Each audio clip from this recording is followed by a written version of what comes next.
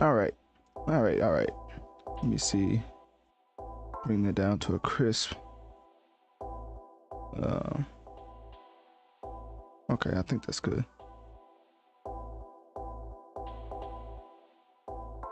Hopefully it's not too loud. I don't think that's too loud. All right, cool. All right, so we'll get into new music, of course. For what is it, August 18th? Quavius has dropped, Russ has dropped, and what else? Shout out to the people over at Kick, Wisdom, and YouTube, first of all, for taking the time out of your night, or almost morning, technically, I don't know, to listen to me break down the latest hip hop releases. As you see in the title, we're gonna see save those artists for last. As let me see, we have a lot to get into, and it was kind of a takeover for hip hop. Usually, I like to diversify the portfolio a little bit, but as far as genres, the ones dominating the new releases is definitely hip hop. So that's what we're gonna get into. So let me see if I can bring this up right quick.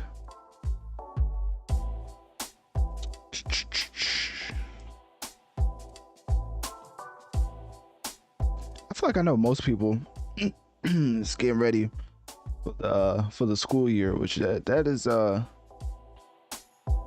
definitely one of those things where it's like when you cover gaming and every game drops when school starts. Sometimes I think it's backwards, and then I realize like in the summer I'm really like doing a lot, so it'd be kind of hard to make time to play games, if that makes sense. Anyways, let me see. I'm trying to find this right quick. All right.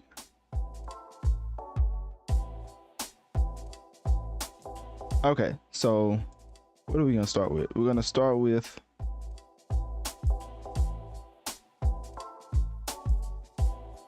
I do not know what I want to start with. Hold up, give me 1 second. I gotta fix something right quick. Fix something. Like, what in the world?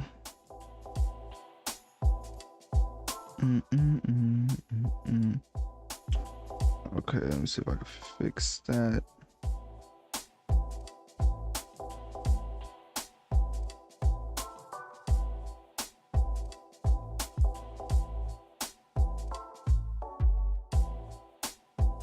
Okay, all right.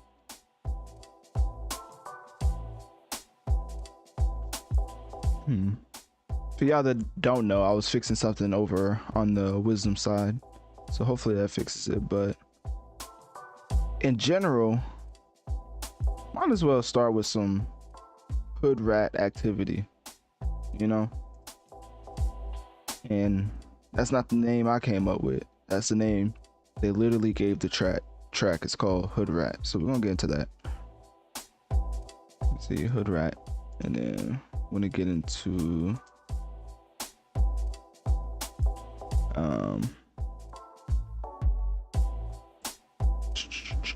where's this at? Oh, here it is. Okay.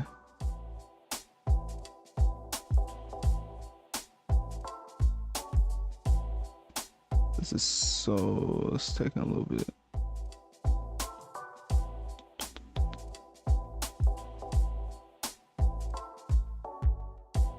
And then, so we're gonna get into Sexy Red, of course.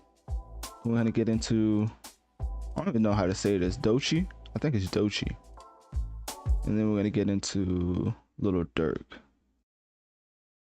All right, cool. I had to bring that up first. So basically, let me see.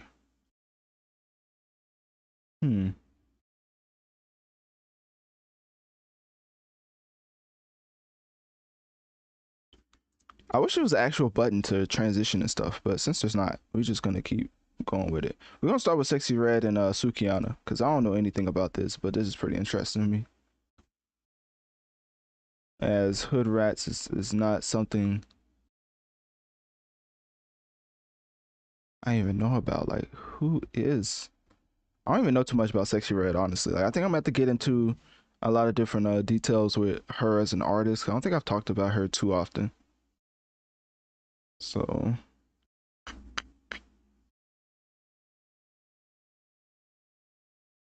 Hmm. Okay, that's what we're gonna do.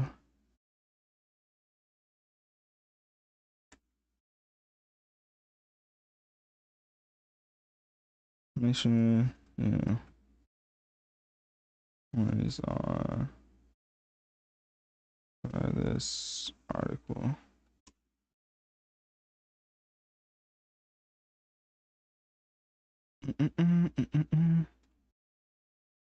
All right, all these ads all over the screen. Goodness. Okay, that's fine. So we're gonna take this.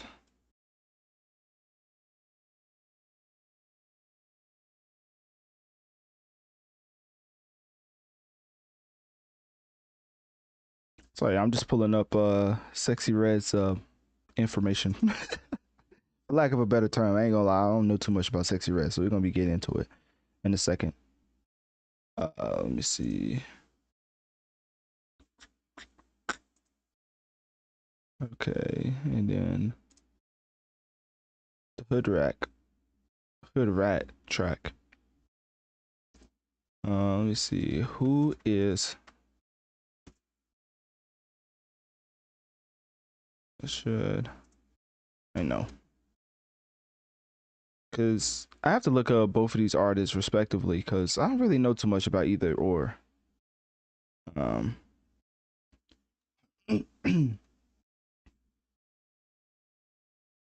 okay. She already has 2 albums out. Ain't no way. I love doing research because it's like these artists be coming out of nowhere, and then just a little research will let you know that either they're industry plant.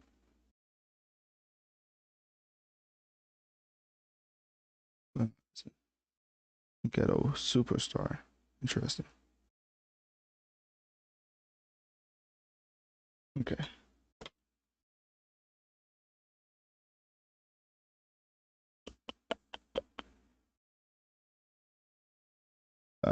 Who is? Let's do Sukiana. I love how I'm starting with 2 rappers like back to back that I do not know. This is gonna be interesting.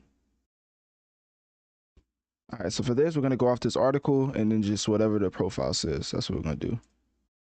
But first, should I do Instagram? Actually, let's just have this up.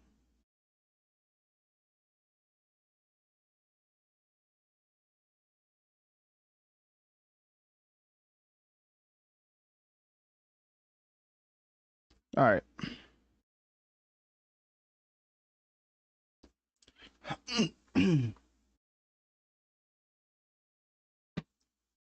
All right, I'm about to transition so people over at YouTube and Kit can see it, and then let's get straight into it. So basically, we're talking about Sexy Red and Sukiana. Yeah, I know that's that's what we got at midnight. So, anyways, let's get into that right now.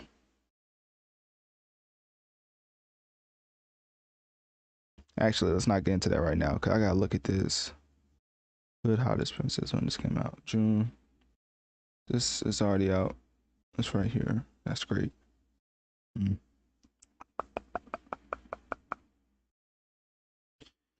Let me see. Does she have a about? Oh, she does have a about. That's great. That's fantastic. And she has multiple pictures. Gotta love that. Anyways, all right, let's get into Sukiana or either or.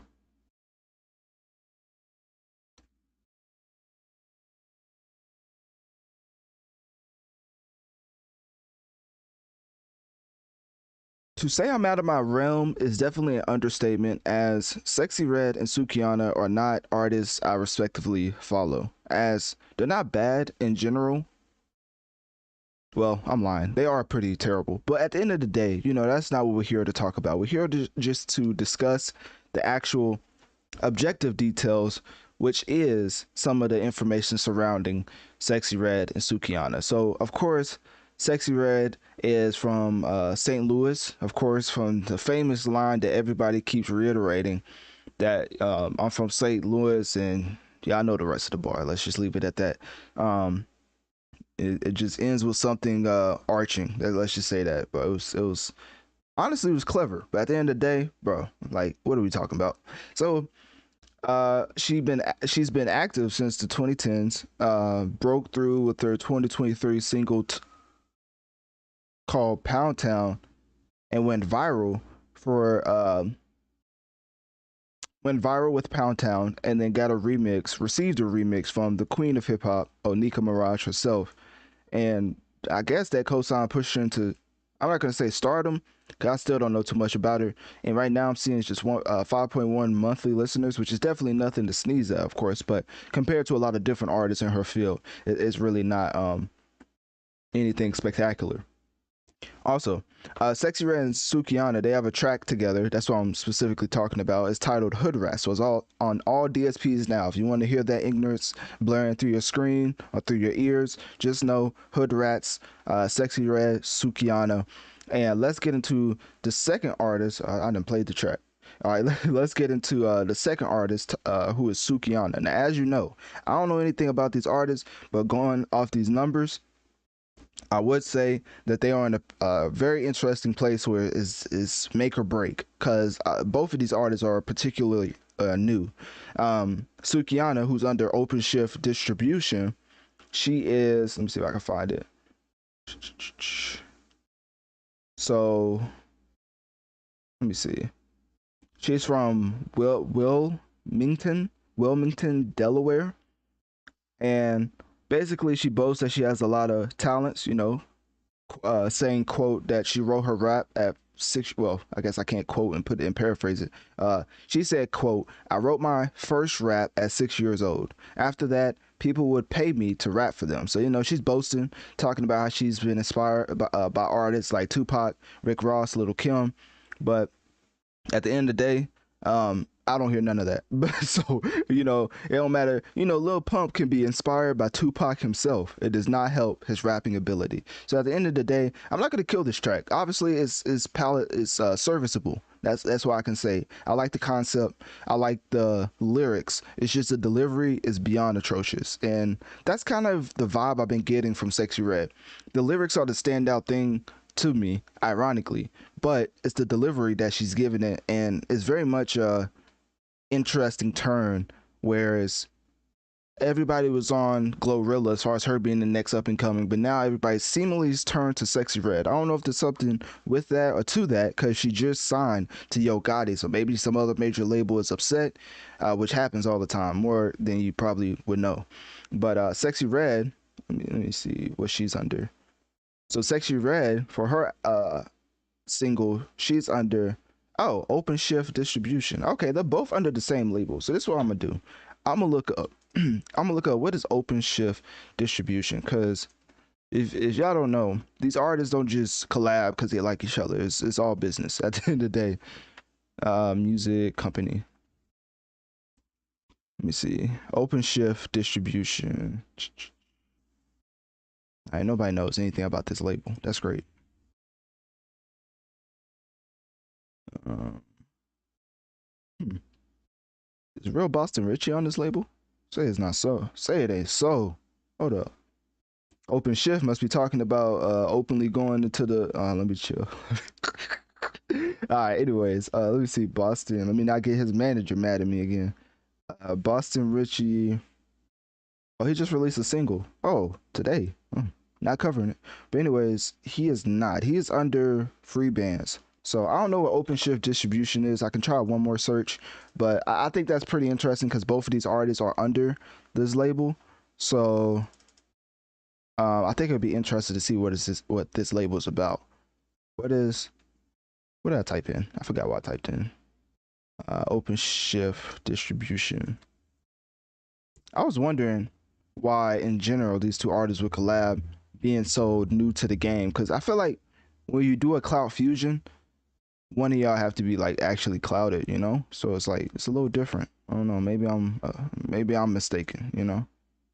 How to do this distribution?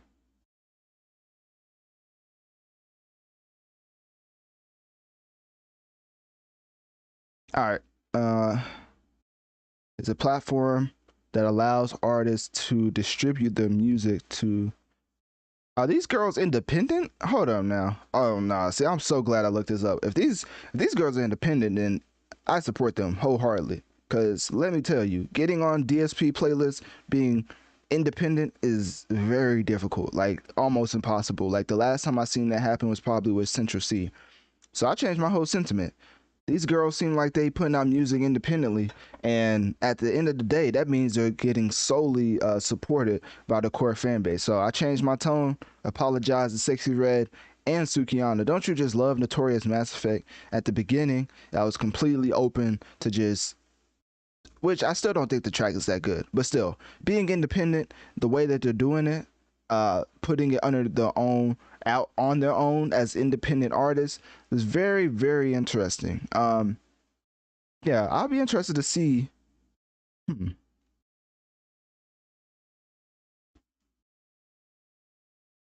I'll be interested to see where this goes, because if these two artists are not like signed, then they may be two of the biggest like independent artists in the game. So I'll be interested to see how this goes. That was definitely a plot twist for me. I did not think it was going to be independent because I saw it. I literally saw this track on the DSP Spotify playlist. So I was like, well, some type of label is promoting this. But because if you don't know, usually to get on DSP playlists, um, labels have certain connections. Let's just say that. And obviously, to say payola is involved is illegal, and you can get sued for that. So I'm just gonna say they have connections. Anyways, so Sexy Red Sukiana, more power to him. Uh, I sincerely apologize for downplaying the independent artists like those two. It's very hard to even get the numbers that they have as far as Sexy Red with 5.1 monthly listeners, and Sukiana with like what was it, three, no, like 600 some thousand monthly listeners. Very difficult as an independent artist because a lot of people think it's easy once you get the ball rolling, but even the process of getting the ball rolling, sometimes it's the hardest. Like they always say, if you want to critique some, just or see how hard something is, just try to sell one of it. And for Sukiana and Sexy Red, it seems like they've done more than just sell one. So, anyways, click my link tree in my bio. Let me know one of my social medias. What do you think about these two independent artists coming together for this track titled Hood Rats? And after listening to it, do you think it's fire or trash?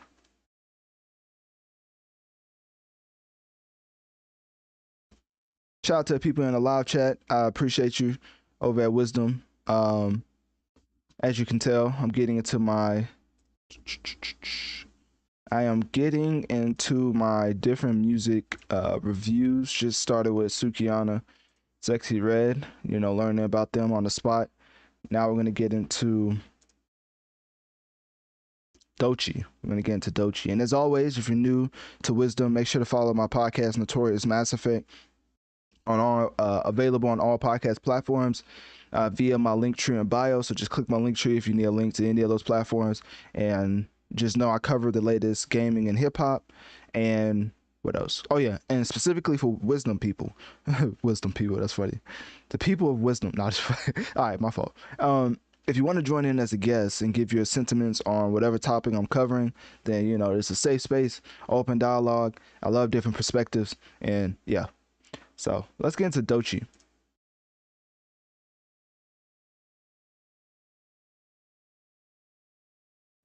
Mm, Dochi. Hopefully I'm saying her name right. I'm not trying to be disrespectful. Even though I'm finna kill this track. I ain't gonna lie. Like this track is just straight garbage. Let me see.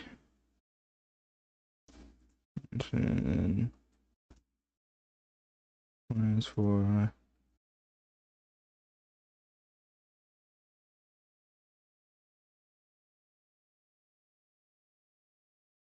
I love how like everybody's coming back in town for college, so now it's like completely loud outside. I mean, obviously y'all can't hear it, but like if y'all don't know, I'm in college right now, and boy is everybody coming back in town. Like it's definitely a whole different. Is a different article.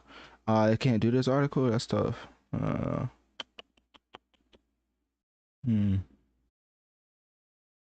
It's hard. Different. That's funny. It's a different If it was different, I would have gave it to you.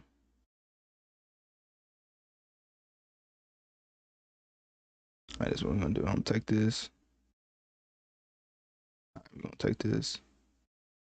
Put it over here.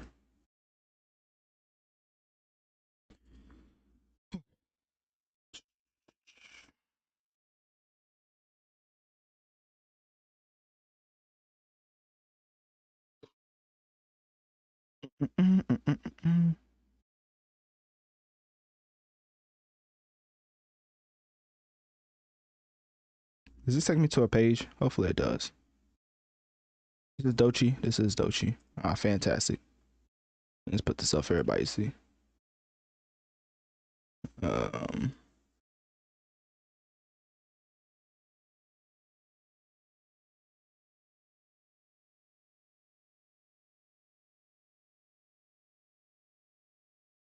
all right. Alrighty. Let me switch this back for people to see.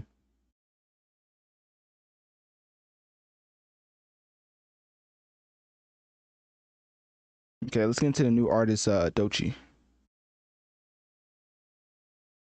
So hopefully I'm pronouncing the artist's name right, but Dochi is or has released a new single titled Booty Drop.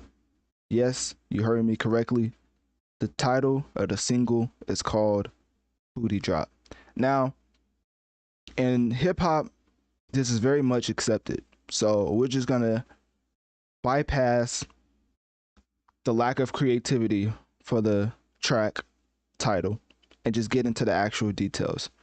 So Dochi is set to head on a tour, a big tour, mind you, with the one and only Doja Cat, who's just superstar at this point in time. Even though she's she's having a little civil war with her audience, but that's besides the point. She lost like over 500,000 over like her saying that she didn't like her fans or something like that. It was something. Basically, she don't like the way her fans were treating her, said she didn't love them, all type of stuff. So she lost like over 500,000 followers from her social medias. So with that being said, Ice Spice is also supposed to be on this tour, and don't let this get you distracted by the fact that Reason dropped like a week or two ago, and TDE has already moved on to their new artist, which is Dochi, to promote her new single. Like, you can't make this type of stuff up. If you actually look up Dochi, right? If you go to Dochi, let's go with me to Dochi on your local whatever music platform you use, and then you pull up Booty Drop, right? Because such a creative title, right? And you go down all the way down, and you see that Dochi is under Top Dog Entertainment / Capitol Records. Now, what does this mean in the landscape of things? Well, when you're on the same label, you would want your label to promote your album and probably not put out any music from any artist under your same label, because now that's taking away attention from your album. When did Reason drop his album? August 11th. When did this single come out? Not a full week, not even a full 2 weeks after. The week after he dropped his album, they already have the next artist already set to go with a new single. So that's kind of what I want to focus on, is how TDE really could not care less about Reason at this point in time. I know a lot of people may not know the artist, the rapper Reason, but there's a reason for that, no pun intended, is because TDE has been, I'm not going to say playing games with Reason, but let's just say I don't feel like they're on the same page. And when Kendrick wasn't on the same page with TDE, he made his own label called PG Lang, put out Mr. Morale and the Big Steppers to fulfill his contract, and now he's completely separated with TDE. And he also brought somebody from TDE as far as management with him for PG Lang. So Reason can't do that. So Reason doesn't have enough power to do that like Kendrick Lamar did. So he has to put up with TDE not only just a week after him putting out his album. He has to deal with Dochi, who is still under the same label, so I guess you have to play cool or whatever, but still competing and taking away attention from your label supporting your album. So anyways, Dochi has a new album out. The track is pretty. It's like it's one of those type of tracks where it's just really like it's bro. It's pretty trash. I ain't gonna lie. Like it's one of them. Like it's definitely one of them. At the end of the day, you know, you listen to the track and you just be like, bro, this is some this is some straight garbage. Like, you know what I mean? Like sometimes you just be like, hey, hey, don't replay that again. So, anyways, yeah, this track is atrocious. But at the end of the day, you know, Dochi's trying her best. Dochi's coming off her big hit single, I guess. It's called What It Is. Also, um let me look at her. When did she put this out? Yeah, What It Is, which did 130 million streams. Interesting. So, anyways, she also is already said that going on tour with not Cardi B, Doja Cat. And okay, I see what they're doing. They're trying to make this track like a TikTok sound, but I'm not gonna spend too much time on this because TikTok is very much a gamble as far as the algorithm. So if she wants to play with the algorithm and try to get famous or try to get her track more publicity through TikTok, then they more power to her. But in my personal opinion, this is just straight dumpster fire. So, anyways, click my link tree in my bio. Let me know on one of my social medias. What do you think about this track titled "Booty Drop" by Dochi? And will you be giving it a listen?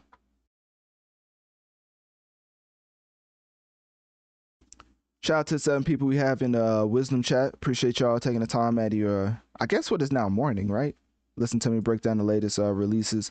For my people over at Kick, people over at YouTube, appreciate y'all.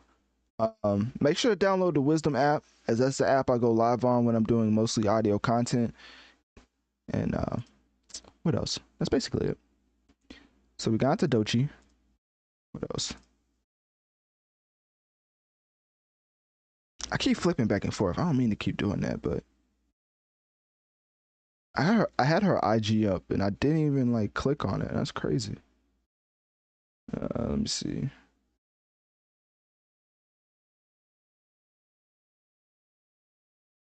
All right, let's get into the serial killer himself, Lil Durk. Might as well, right? I mean, what is hip hop without a little, a little homicide? You know what I mean? A little back to back bodies. You know, nothing too crazy. We still support him. Man. All right, so let's get into Little Durk. Little Durk.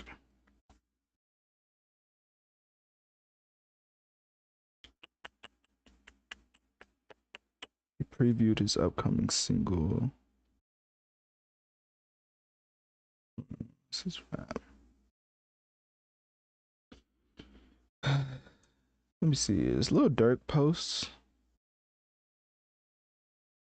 So I'm bringing this up right now. I'm trying to find this.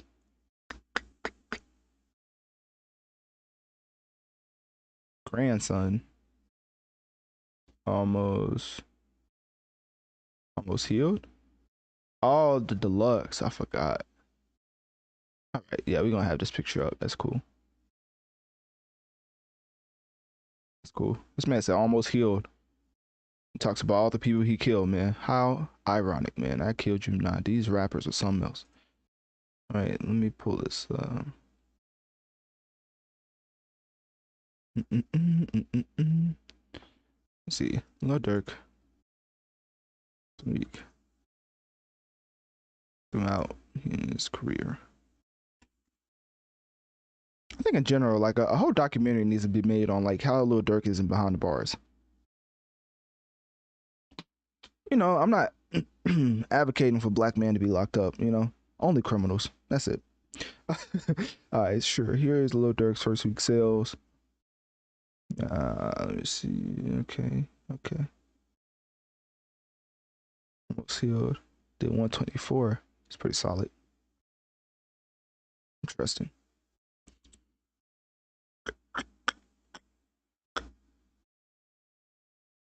All right. Let's get into Mr. Durk.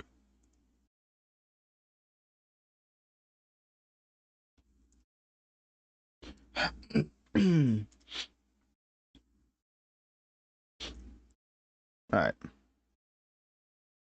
So for those who haven't heard, Lil Durk is coming out with a deluxe for Almost Healed, and he's put out a track titled, this is a PG podcast, by the way, so I'm just gonna say "You Thought." That's what I'm gonna title this track. You know, of course, it's an expletive in front of "You Thought," but because of this being a PG podcast, we're just gonna leave it at that. So with this new track titled "You Thought," I had to go back to memory lane with Little Durk and kind of just talk about his career trajectory as an artist, because a lot of people love to say that, you know, Chief Keef, they give his flowers and stuff, which, you know, he's definitely due his flowers for the drill movement. But at the end of the day, I feel like longevity has to account for something. And maybe I'm ignorant to the whole drill scene, but I believe Little Durk probably has had some of the best longevity out of the Chicago drill scene. I know a lot of people may say Little G Herbo, but he's currently locked up. So I would say, as far as longevity, Little Durk has it. But obviously, I'm open to being wrong. But at the end of the day, that's what I'm looking at. As I look at his sales over his career, it took him a while. I mean, almost a decade for putting out his first album in what was it, 2015? Let me make sure. I think it was called like Remember That. Let me see. Let me go back to his IG post. But anyways, his first album, Little Durk. Yeah, his first album was in 20.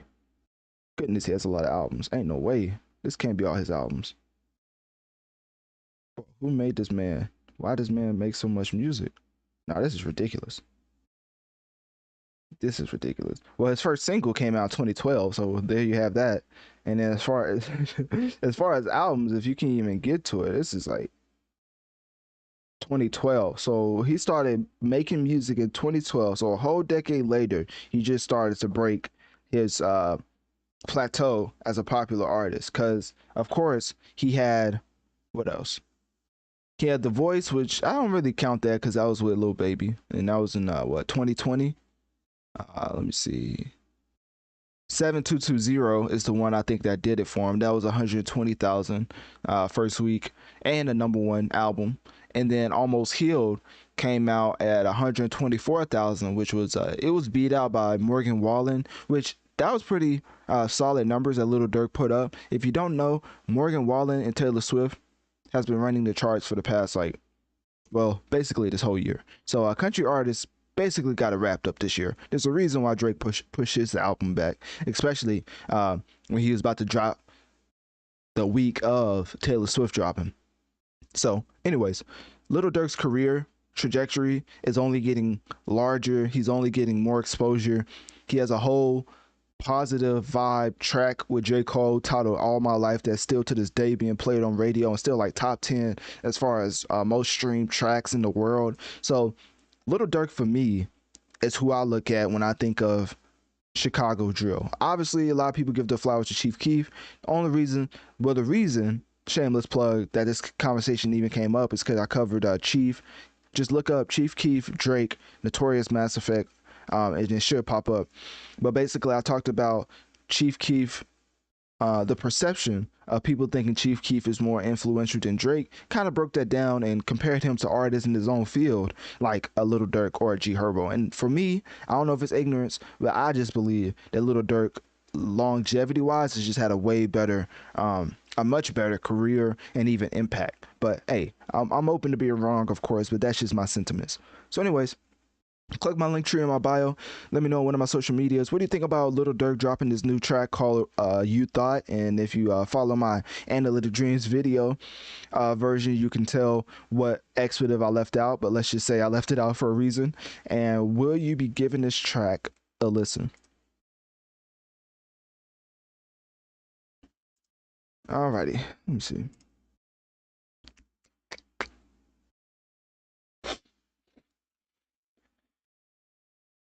I wish I had like a hotkey for OBS to transition. I wonder if there is. Be like, if there is, I can't find it. All right. Anyways, let's see. Let's see what we're gonna cover next. So I don't think we have too much to cover. Booty drop. We already covered that. Let me see. DeVito. Oh, okay. It's not as many tracks today because I like literally 2 to 3 albums dropped that I'm pretty interested in. So we're probably gonna do like 3 tracks a piece from those albums. So, anyways, let's get into Little Tecca. Let's do Rod Wave, Rodaria's Wave. I know, right? Rod Wave dropped and didn't even make my title. There's a reason for that, but we're gonna get into that in a second. Um, Rod Wave. Where in the world did I put that? I already put that up. Okay. So Rod Wave, Little Tecca. And then did I already put ESTG up there? I didn't. Okay, so let's cover him.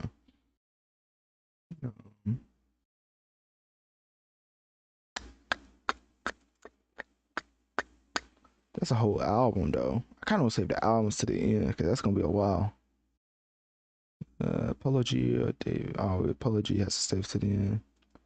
Let's do Vito and Lotto.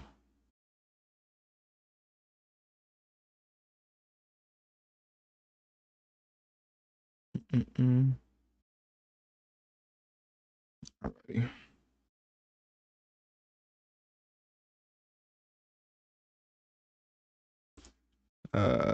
We're gonna start with Lotto because I understand, man. I understand 21. That's all I gotta say. So this man said, forget a marriage. I gotta get with Lotto. That's crazy. Information. Yes. It's for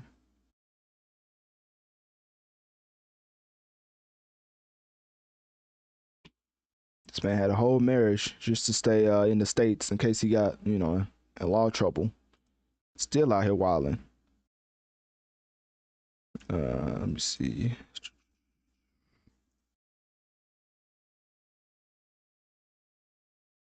You're gonna say if this post is up. If not, then that is okay.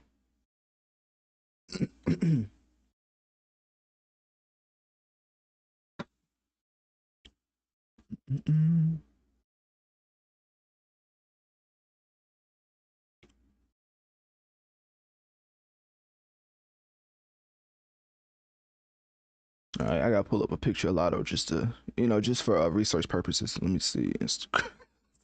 See Instagram. Uh, shopping in Lotto. What? Well, that's on my personal account. Like, I don't care if people see it, but like, dang, I gotta switch it. Let me see how to switch this. Good thing my thumbnail's up. I mean, not my thumbnail, my banner. Switch to my account. Thank you. There we go. All right. Lotto. Remember when Lotto was called like Mulatto?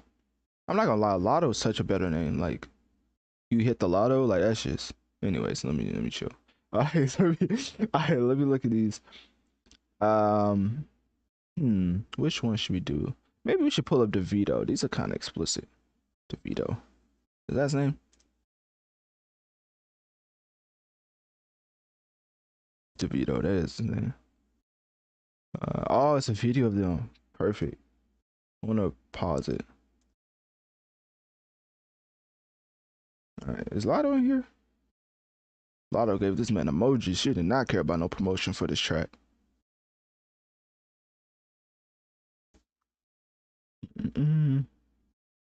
Sorry, I'm trying to get DeVito and Lotto in this.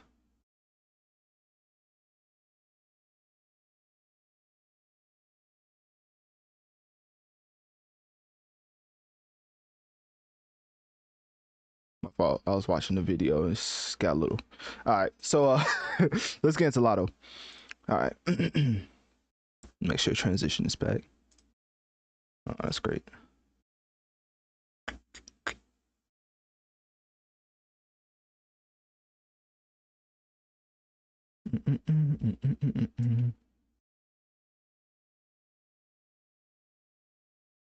All right, let's get into Lotto right now.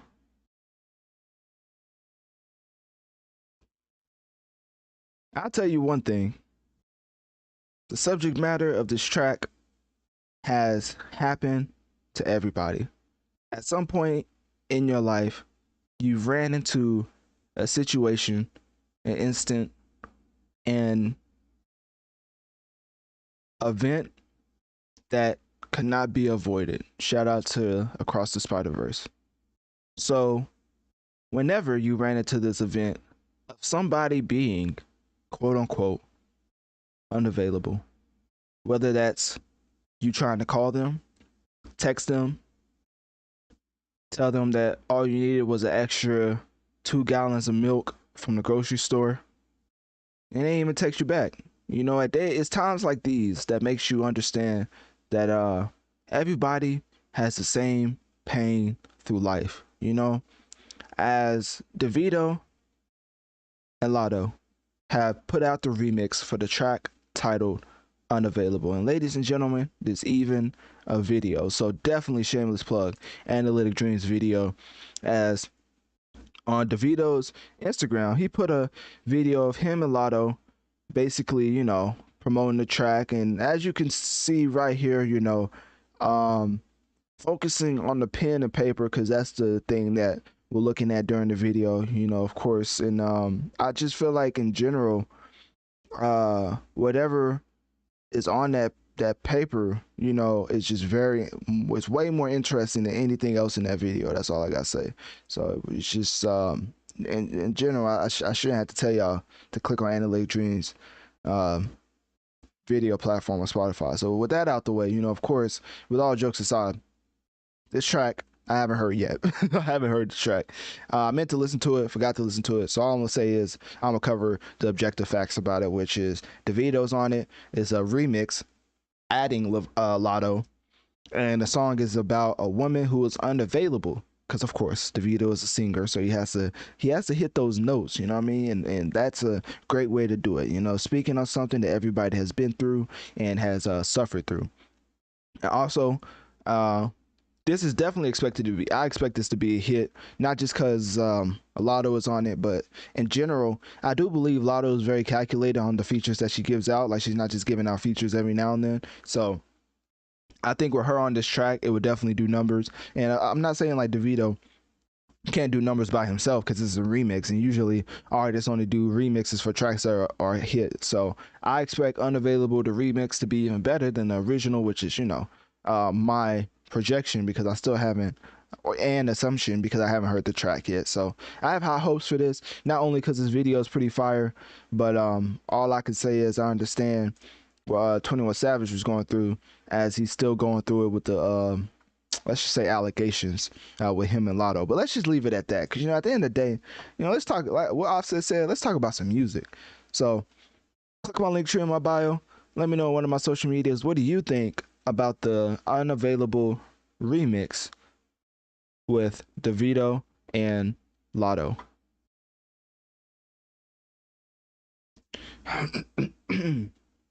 All right, let me see. DeVito, Lotto.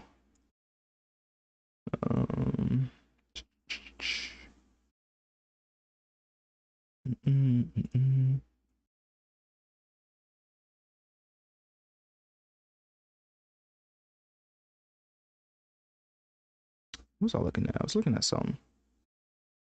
I forgot I can just hide it. I'm tripping. Lil Tecca. That's who's going into next. Did nobody write an article about Lil Tecca? Did nobody care about Lil Tecca anymore? I feel like he makes good music, man. Why do you be hating on Lil Tecca, man? Just because he said he had two twin Glocks and he turning people into ballerinas doesn't mean that we should just cancel him. You know what I mean? Maybe I'm tripping. All right, Lil Tecca and Kodak Black. There we go. Yeah, not a single person on earth wrote an article about this. It's interesting. Dang. Well, at least it still has me. All right, let's see. First week sales. About Little Tecca's career. Don't you just love when artists fall off? Makes it super hard to find information about them. You know, especially if you still care about them. You know, I meant to accidentally left that point out. I don't love when they fall off. It's just like when you actually care about them and they fall off, it's like, dang, I actually like your music. Still got 14.5 million listeners though, so you're doing something right. All right, 2021, 2020. Man, that man's been dang, 30,000 first week. No wonder he ain't dropped. I understand. I understand, my boy. Yeah, we finna get into this. What label is he under? He's under Republic? Oh, no, they don't play that. Nah. That's funny. All right. All right, let's see. Actually, I don't know why, but I like going to the Instagram sites. I think that's pretty cool. Why does it keep pulling up my why does it keep pulling up my account, man? That's fine. That's not what I'm trying to do. Somebody like my Instagram video from 7 years ago. Or not 7 years, 7 hours ago. That's nice. I'm not even active on Instagram. Like TikTok, Twitter, YouTube. That's my main focus right now, but I appreciate it. What's his name? Lil Tecca. This man don't even look like a rapper. I ain't gonna lie. That's probably why he fell off. Unfortunate. This man look like a streamer or a weed dealer. Either one. All right. Let me see. Should we do this one? All right. Anyways, let's just do this. All right. Cool.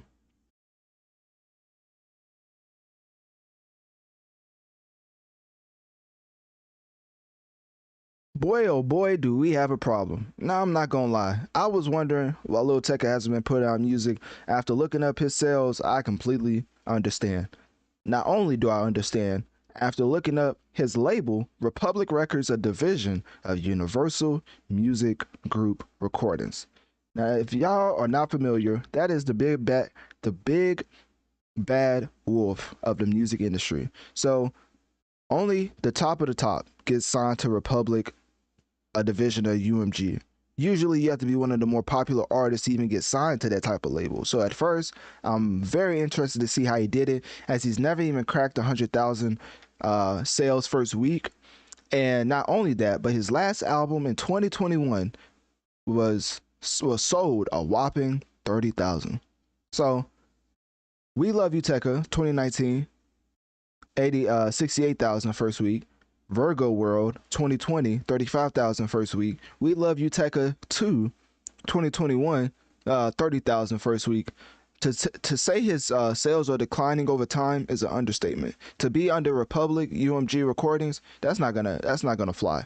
So I understand why he went on a huge hiatus and hasn't released an album since 2021. If you notice his drop pattern, he was releasing every single year until he hit that 30,000 mark, and then Universal Music Group was probably like, hold up now, you're putting out way too much music and ain't nobody listening, so we gonna need you to take some time to yourself, cook up something in the kitchen and come back. So he's came back multiple times and putting out a lot of different singles. He put out not a lot, but he put out a lot of different singles like Fallen, Flowers, Let Love Go in 2020, which is like he was a feature on, but I'm just talking about his activity. Put out Faster in 2022, Trisha 2022, Blessing 2022, and then he's had 1, 2, 3, 4. He's had 4 singles in 2023, and I'm pretty sure none of them have stuck. Now, with statistical data out of the way, because I do call myself Analytic Dream, so I have to get into the numbers. At the end of the day, I like Lil Tecca's music. I feel like Lil Tecca is a very phenomenal artist. The music that he makes is on a quality level that I think is above most artists nowadays out here making music. But the thing about it is, a lot of people, well, most fans in hip hop are fickle, and once they saw Lil Tecca image, and also once they heard the Genius interview, I think that Genius interview has did irreversible damage to Lil Tecca's career. As soon as he came out on Genius and said that his 2 twin clocks turned him to a dancer, he just said it because it sounded good. Obviously, that's not like a bad thing to say as an artist. Like, if you're not about that life, then why act like you are, right? It's just the perception and the reaction to that was in a way that made it okay and cool to clown Little Tecca, which I don't think is I don't think that's fair, honestly. Looking at that interview, it did irreversible damage to Lil Tecca's career. Not because he said anything wrong, it was just the audience's reaction to it. And because, of course, you know, Ransom is his biggest track. I mean, by far. Like, I think that track is about to be, I think it's already platinum if it's not about to be diamond. It's definitely platinum, I believe. But I think that's like on, I think Ransom by Lil Tecca is on pace to be diamond. If you don't know what diamond is, it's like 10 times platinum. So, because if I had to go to Drake, I forget, once you hit 1 billion streams, I believe you're on pace for a diamond. Yeah, because One Dance is at 2 billion. So that's like, yeah, I know that's been diamond. So, in general, I do love Lil Tecca as an artist. I'm definitely gonna listen to the track. I'm probably gonna enjoy the track, but I had to get into the objective facts about it, his stats, and just how people look at him as an overall artist. You know, sometimes it doesn't connect, and in the case of Lil Tecca, this is just another one of those unfortunate times where the image does not match the music, and a lot of people are starting to not listen because of it. So, anyways, click my link tree in my bio. Let me know on one of my social medias. What do you think about Lil Tecca's new track with Kodak Black titled Heaven on Earth? And it's titled HVN on Earth. So Heaven on Earth. And Kodak Black is on it. Hopefully that helps him out. Kodak Black is definitely a humongous artist in the game still. So, but at the end of the day, click my link tree in my bio. Let me know on one of my social medias. Will you be listening or giving this track a listen? And also, what do you think is the reason for Little Tecca's decline in popularity? Shout out to 11 people we have in the wisdom chat right now. As you hear, I'm getting into a lot of different tracks currently. And what else? We've covered a lot. We're gonna get into the title artists pretty soon because those are albums. Quavo has an album, Russ has an album, and when that happens, I like to cover like multiple tracks in the album and just give objective facts about it. Cause of course, I'm not giving no type of reviews. I ain't listen to it. I don't like to do that stuff. I mean, if it's a track, a single track, I could give a review because I've listened to some of them. But as far as the album in its entirety, I think that's kind of disrespectful. So, anyways, let me put this right there. Okay, so we're gonna get into Rodarius.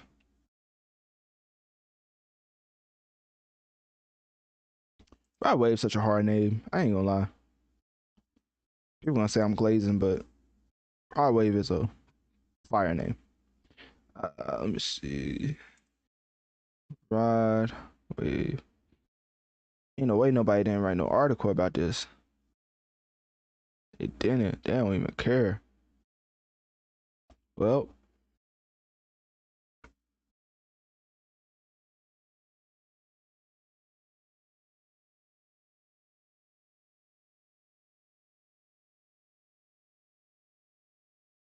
I don't know. We finna pocket watch. I ain't gonna lie to you. We gotta get into this man's his tour money. I gotta know how much he making. I gotta know. I gotta know. Give me an estimate. Oh man.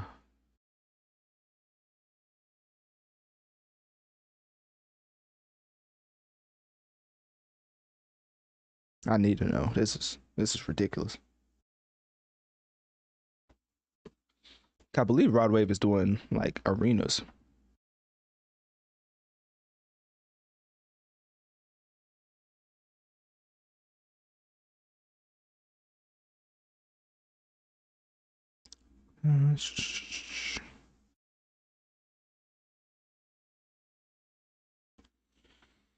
So let's assume he sells an average of 10,000 tickets per concert. This would give him a total revenue. Goodness. 1.5. Oh Lord. Rod Wave tour. Oh no, we finna do math. I'm finna bring out the calculator. Y'all finna be like, this is just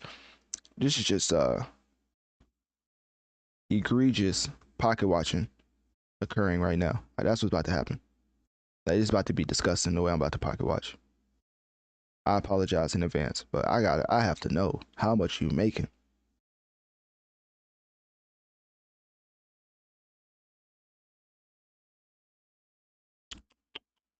I wonder if he had the dates on his Instagram. I know he did. He had to.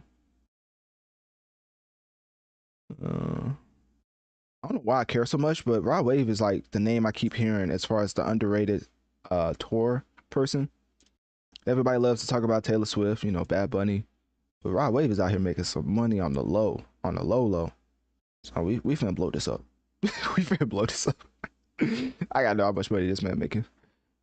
Let me see. Dang, he don't post none on his Instagram. Does he have a PR team or something? Don't tell me he just out here selling out like Playboy Cardi and not talking to the fans. I would never understand that. Imagine being like a fan of an artist and they don't even want to talk to you. Like what?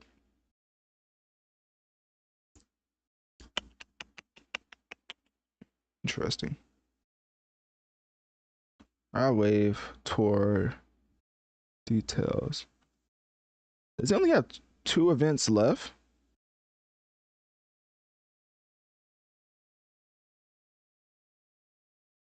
Two upcoming events. Huh. Am I tripping?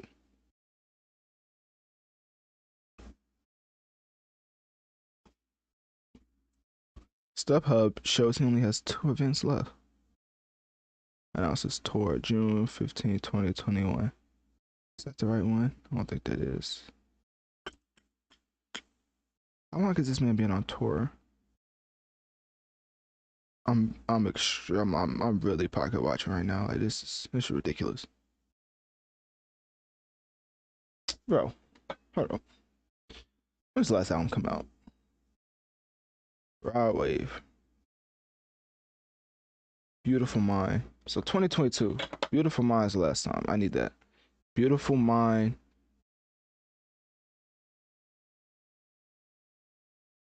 Beautiful Mind tour details. November 2022. Is that it? Seems about right.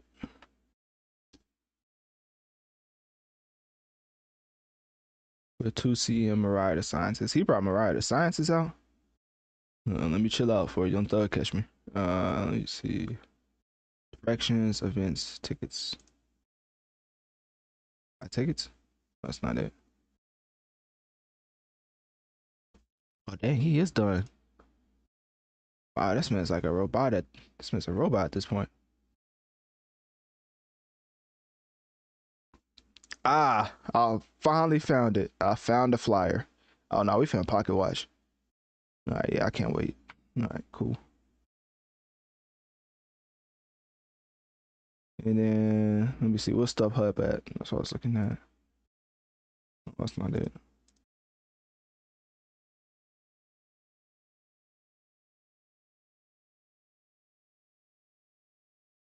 Uh,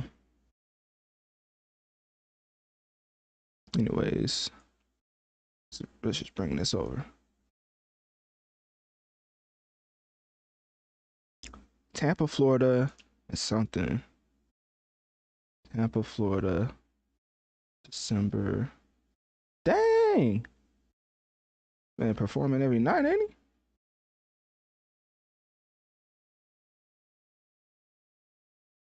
November, December.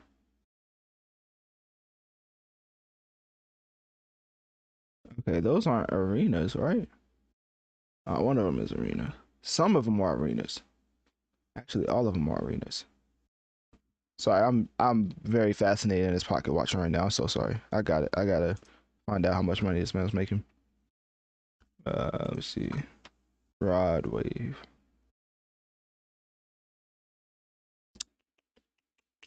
Let's do 2023. I'm trying to carry this in. Like I'm trying to carry the one. You know what I mean? You know, my elementary teacher already told me to carry the one. So that's what we finna do. I don't want to just know how much he making the end of 2022. I want to see the dates for 2023. I gotta know.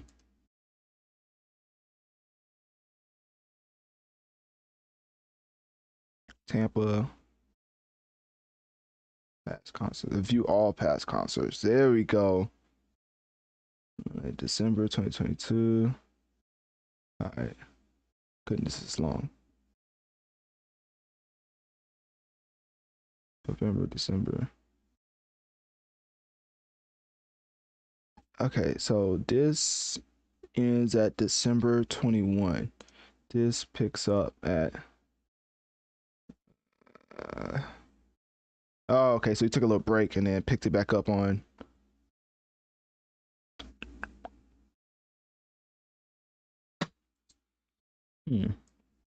took a little break.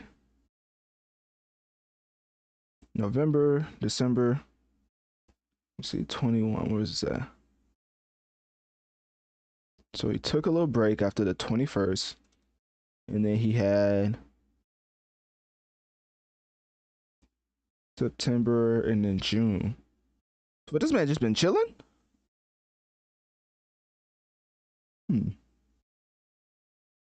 January, February, March, April, May, June, July, August, September, October, November. The rest is. Wait, hold up. Why was this tour postponed? Why was Rod Wave's tour postponed after December 21st, 2022? Because it's like a huge gap. It's like December 21 or 21st and then September 1st. Like, due to an alleged domestic dispute. Interesting. He was released on bail the following day. But it has been further postponed. It is unclear when the tour will resume or if it will be canceled altogether. Dang, I'm trying to pocket watch and we done found some real stuff.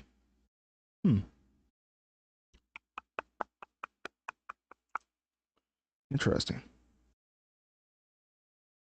I ain't gonna lie, cause Rod Wave's one of my favorite artists. Like I think he's the next up for hip hop. So I was trying to pocket watch for a reason, but I ain't know this man's on the real stuff.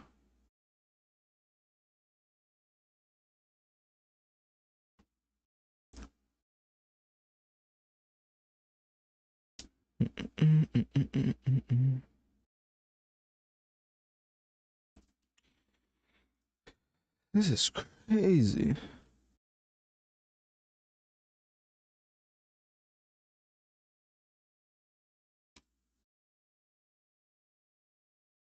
His charges is dropped. January, February, March, April. Since from April. January, February, March, April, May. That was May 2022. That wasn't no November. Information, man. Information.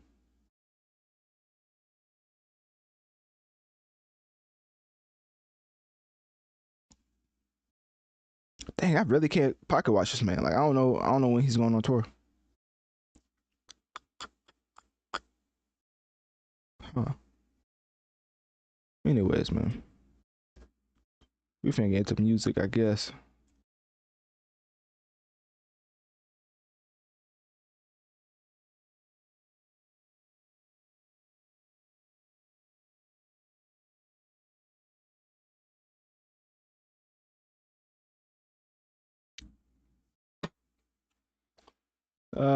How big? Okay, let's look this up.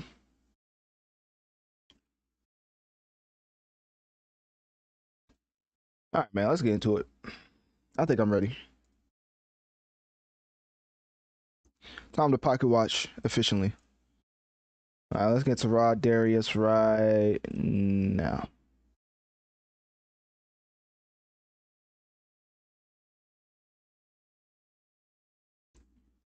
Honestly, everybody wants to talk about Drake, Taylor Swift,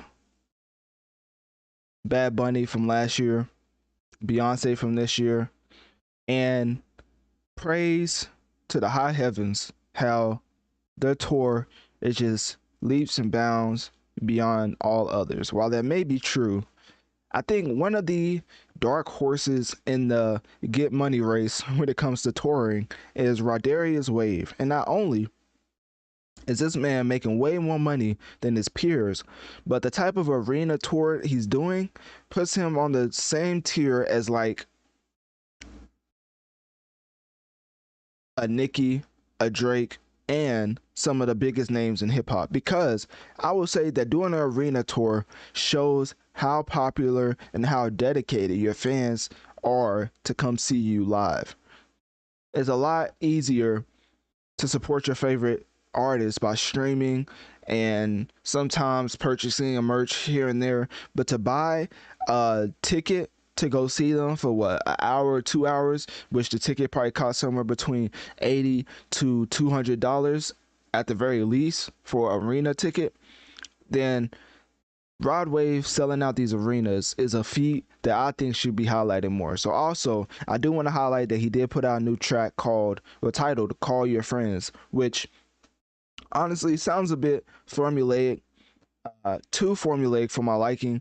I don't know if he's gotten comfortable with his music process, but usually I like when Rod Wave gives us a different sound, but then gets back to his pattern ways in his album. But for Call Your Friends, it sounds like more of the same from Rod Wave. But at the end of the day, it's still good music. Like, even though Rod Wave gives us the same track, it's the same track that's still way more fire than any other artist in the game right now. So don't take that as a slight. Just say that for me, I'm just saying that it's more formulaic. Now, this is the portion of the segment where I'm pretty excited about, because we're about to pocket watch Rod Wave, because I have no idea how much money this man's making. So I took it upon myself to look up certain things when it comes to his tour, and we're going to calculate how much money this man's made. Because for some reason, his tours go from December, as you see, December 21st, which is just the Beautiful Mind tour by Rod Wave, of course. It goes from December 21st, and then it drops off, and his next date is like it's September 1st. Now, somebody will have to inform me on how this even works, because how do you go from December 21st to September 1st? Like, is there some type of drop off I don't know about? And I even went to another site, and they also said September 1st. I went from June 19th postponed, it was December 21st, and now it's like no tour in sight. Obviously, I saw some allegations with Rod Wave, but apparently they've been dropped. But I don't know too much about that whole situation. Seems like it's not gonna stick, but maybe that's a reason. But at the end of the day, I have no idea. So I'm not gonna get too in depth with that take. But what I want to do is pocket watch effectively. So this is what we're gonna do, right? I'm gonna look up the biggest arena on here, and we're gonna find out how much this man is selling. So basically, looking at this list, I would probably say that if you want to look along with me, just go to Analytic Dreamz video on my Spotify channel. Exclusive video on Spotify to get the video element. And then, let me see. I would probably say Texas, Dallas. No, not Dallas.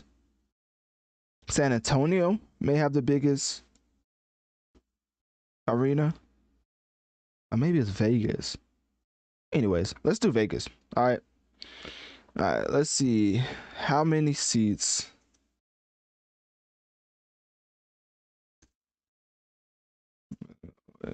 So wait, no, how many seats does the Las Vegas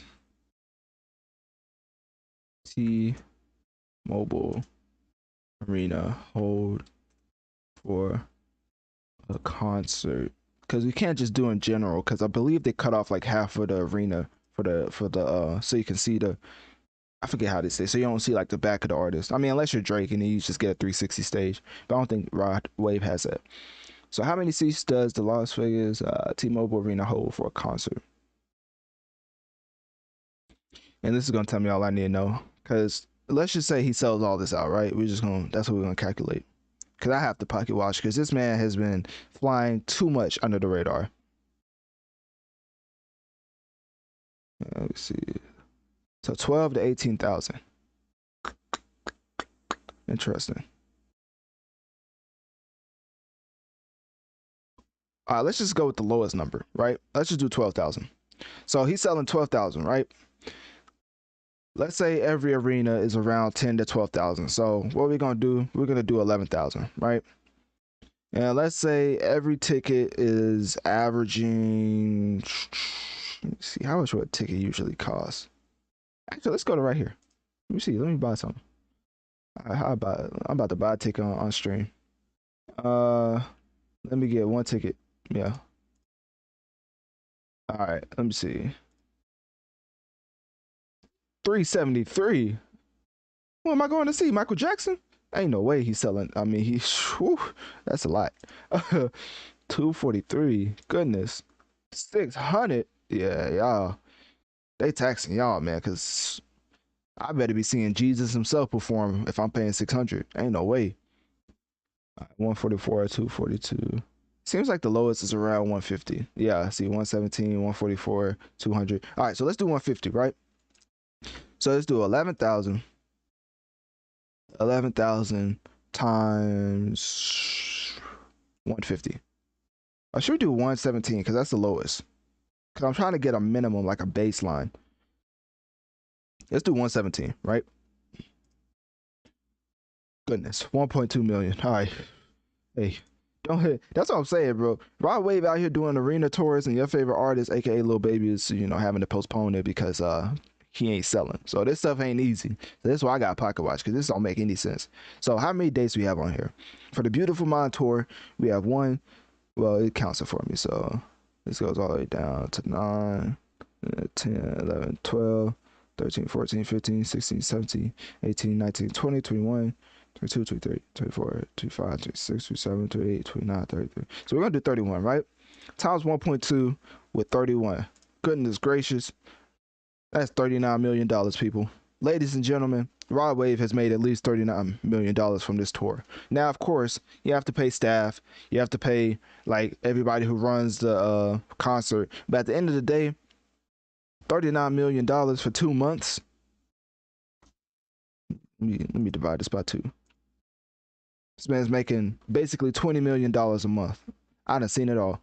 So obviously, it's not the exact number that he's probably netting from this, because that's just the gross. As far as the Rod Wave net, it'll probably have to go into all how much he ever like pays his team and people who run the concert. But at the end of the day, like, that was just some quick math, and we found out this man is basically grossing 20 million a month from going on tour. Now, for the Swifties out there, for my OVO boys out there, and for what does Beyonce call their hive? For the Beehive out there, I know that's not comparable to what y'all are doing, but in general, to the field, Rod Wave is outselling all of these artists when it comes to touring and arena tours and actually selling tickets. Now, I don't know why there was a real hiatus from December 21st, but maybe somebody can inform me on that. Try to look it up. I couldn't find anything, so I don't know what happened. But in general, yeah, we just pocket watch Rod Wave, and so safe to say, not only is this man eating good, but he's also eating good when it comes to touring. So click my Linktree in my bio. Let me know on one of my social medias. What do you think about Rodarius Wave putting out his new single titled Call Your Friends? And also, what do you think about Rod Wave outselling most of your favorite rappers when it comes to touring?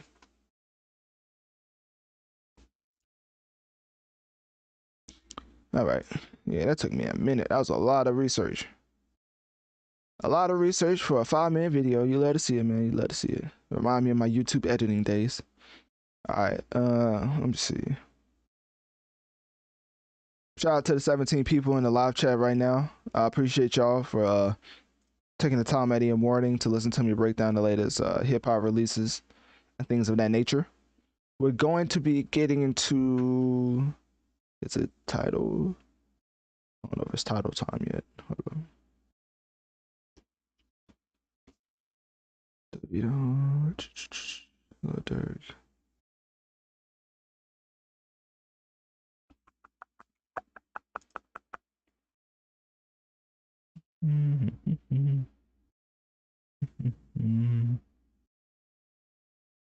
Trying to make sure I covered everybody.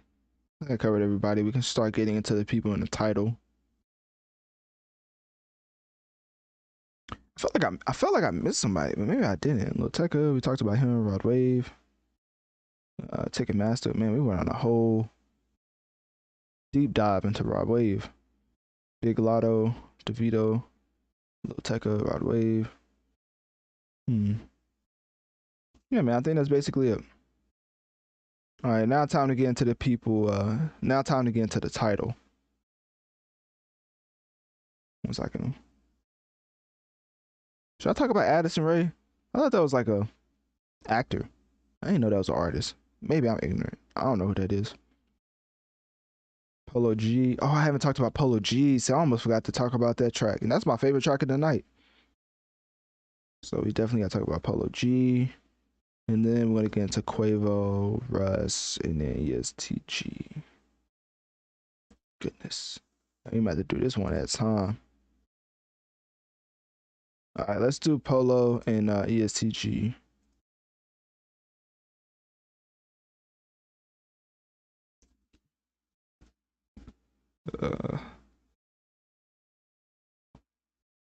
Recruit Show Gotti. We already did that one. 17.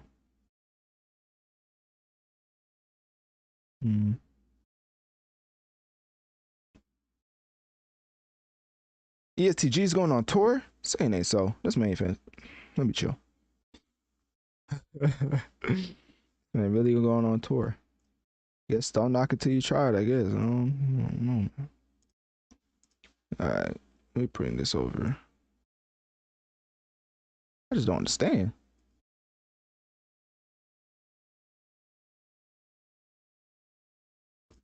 Alright. Information. Who can't wait for the Mortal Kombat 1 beta tomorrow at 12 p.m. If you pre-order Mortal Kombat 1, you better hop on that beta. It's only for the weekend, man. I don't know why they did it the weekend before school, but hey, they must think we don't have lives out here, so I'm gonna have to cram in a lot of stuff. Information, bullet points for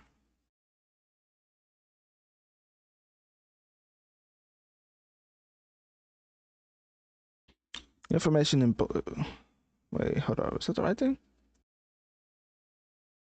Is that the same article? Saying it so. It is the same article. All right, that works. That's okay. Nah, that's not okay because I needed that other article. So that one was about him dropping, right?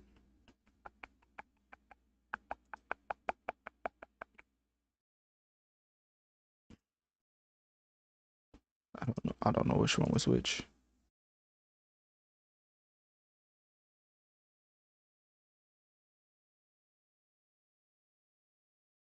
All right.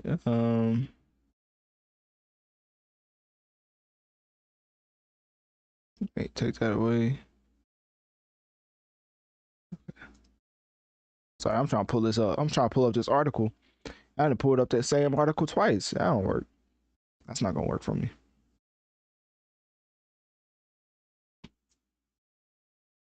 Dang, 20 million a month. It's tough. All right, cool.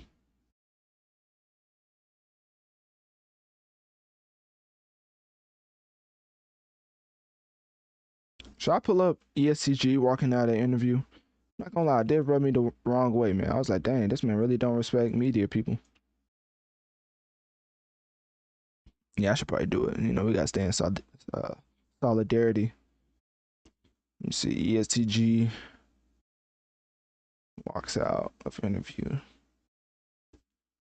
Cause this should not be happening.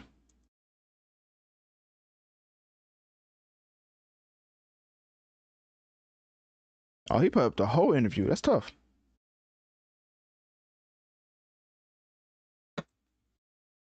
Let's see.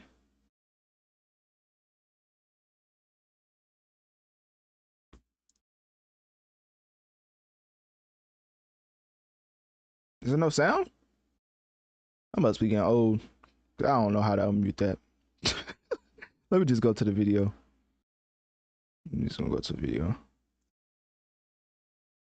Hopefully he's not copywriting. Oh, this is. It's not too loud. Turn this down right quick. For the very first time in Bootleg Hip Podcast. Yeah, I just think it's fast. It's obviously a part of your story, so I know it doesn't have anything to do with what's going on right now, but that's fair.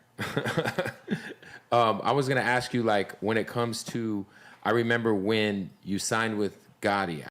All right, yeah, we're gonna start right there. I was gonna ask, but that's fair. Yeah, this awkward. So this interview's so awkward. All right, who's I looking at?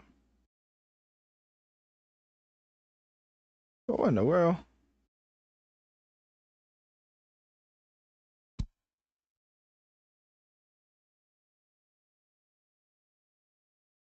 All right, cool. What was I looking at? Oh, my fault. Let's get into ESTG because this man think he funny. That's what we finna do.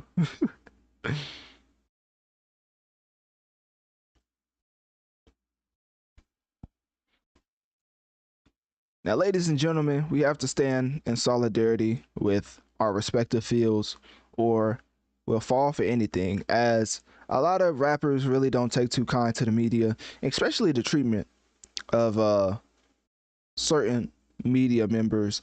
And I do think, in general, when the opportunity presents itself to be on a platform that you otherwise wouldn't get a certain look from a certain demographic, it doesn't mean you have to show up in a way that you're uncharismatic. You're not wanting to talk. You're not wanting to answer questions, simple questions that have to do with your artistry and your music, and to the point where you actually end up just showing up late and walking out of an interview. It's like that type of viral moment that a lot of podcasters have learned from the Birdman Breakfast Club days. But at the end of the day, it's still very disrespectful as an artist, a musician. If you're being respected by the interviewer and he like is actually asking respectable questions, which in this case bootleg Kev was to ESCG, for him the way he just walked out was just beyond atrocious, and it's just one of those type of situations where like this is what media members are talking about when they say rappers are like professional liars, because they put on this persona for their fans, but sometimes, most times, this is really how they act towards the media members. So I just want to play this and let y'all see. I was gonna ask you, like, when it comes to, I remember when you signed with Gotti. I remember the viral moment where there was just all this cash, and at that time, I feel like there was like a bidding war going on for ESTG at that moment.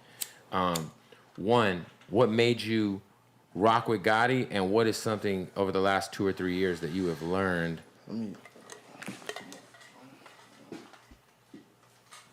Just unfortunate, man. Like, look at his face. He's like, am I being pranked right now? He asked a reasonable question about him being signed to Gotti, and then look at this.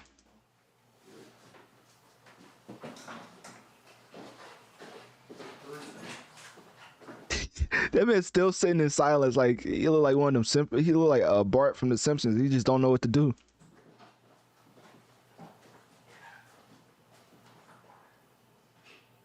Well, for the very first time in Bootleg Hip podcast history. Well, at least he gets into his little monologue and outros it. But anyways, at the end of the day, bro, it's just really disrespectful as musicians and artists to be wanting to get on a platform, go on that platform with no charisma, not wanting to answer any questions, just trying to look cool for your fans, just coming off in a way that's very, very rude, disrespectful, disregarding of the platforms that even got you to this point. If it wasn't for media outlets, hip hop rappers wouldn't be at the point that they are at. And it's a nice balance, I feel like, when it comes to respect. But as far as rappers, they act like if it wasn't for me, y'all wouldn't have a job, when it's honestly the other way around. Media members and outlets career, longevity wise, for the top of the top is way longer than the actual rappers. And I would love to showcase all the different media outlets that have started before, during, and after hip hop that are still around to this day. But some of the old rappers that started hip hop are not around to this day because obviously human limitations, we're all going to pass away at some point. Corporation, they live on forever. So whenever you're acting like you're bigger than the outlet, it gets to a point where it's like, what type of respect do you have for the process that goes into making you a superstar? And for ESTG, him walking out this interview was a prime example that rappers are oblivious to the fact that media members are the ones that helps them get to the heights that they're trying to reach. And acting like this is not a way to get on the good side for media outlets. But hey, what do I know, man? At the end of the day, this man put out an album titled what's this album called? See if I can find this right quick. El Toro 2, you know, definitely still a fire artist at the end of the day. Quality music. I just had to start that off with the disrespect to the media, because I think that shit's uncalled for. And well, it was uncalled for. And if you're disrespected, I understand walking out of a interview like Birdman felt he was with the Breakfast Club. Even with that, it was like either or. But with ESTG and the way he was just asking about him being side of Yo Gotti, it just shows you the level of selfishness some rappers can have to the process. Like, they don't understand fully what the process does for their career. So anyways, click my link tree in my bio. Let me know one of my social medias. What do you think about ESTG and his album El Toro 2? And will you be giving it a listen?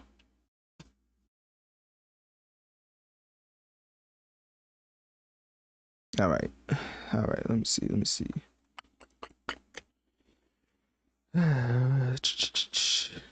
He has a track with Lil Baby.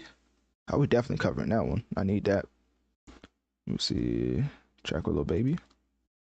And track with 42 Doug. I think I already covered the one. He has a track with. I don't see the track with Lil Durk. Am I blind? I must be blind. I don't see it. He has 2 tracks with Yo Gotti.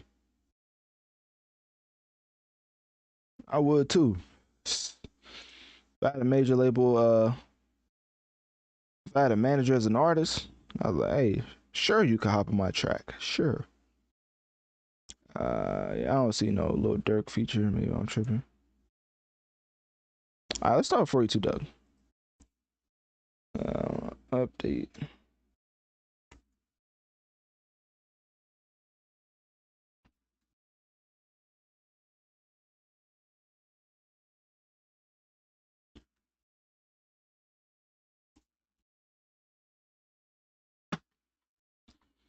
Can I pause that video? That stuff is just so annoying. Can I pause this too? I don't know if I can pause that. I think it's just going.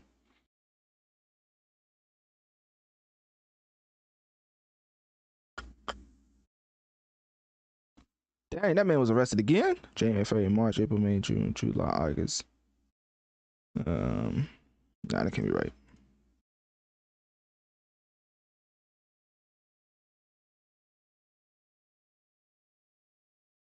All right, I gotta find my information for 42 Doug.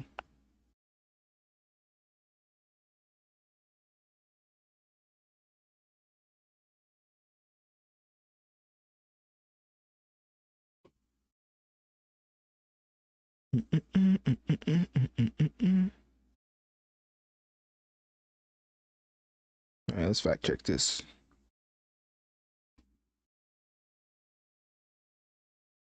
Which one of these articles are up to date? That's what we finna find out.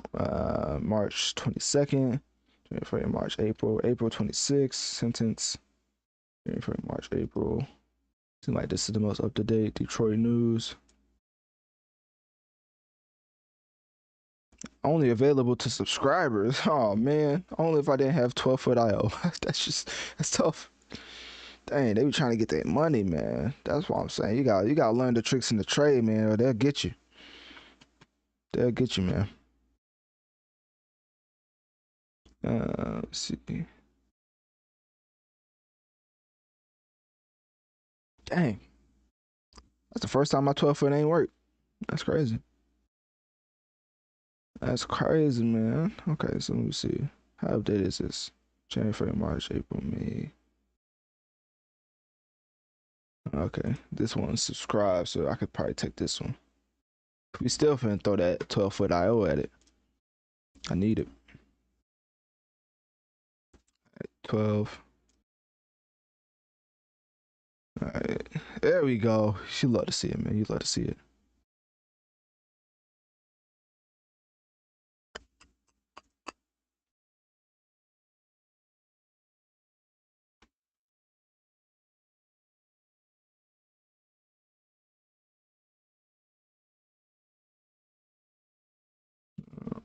Yeah, sorry. Let's see if this works.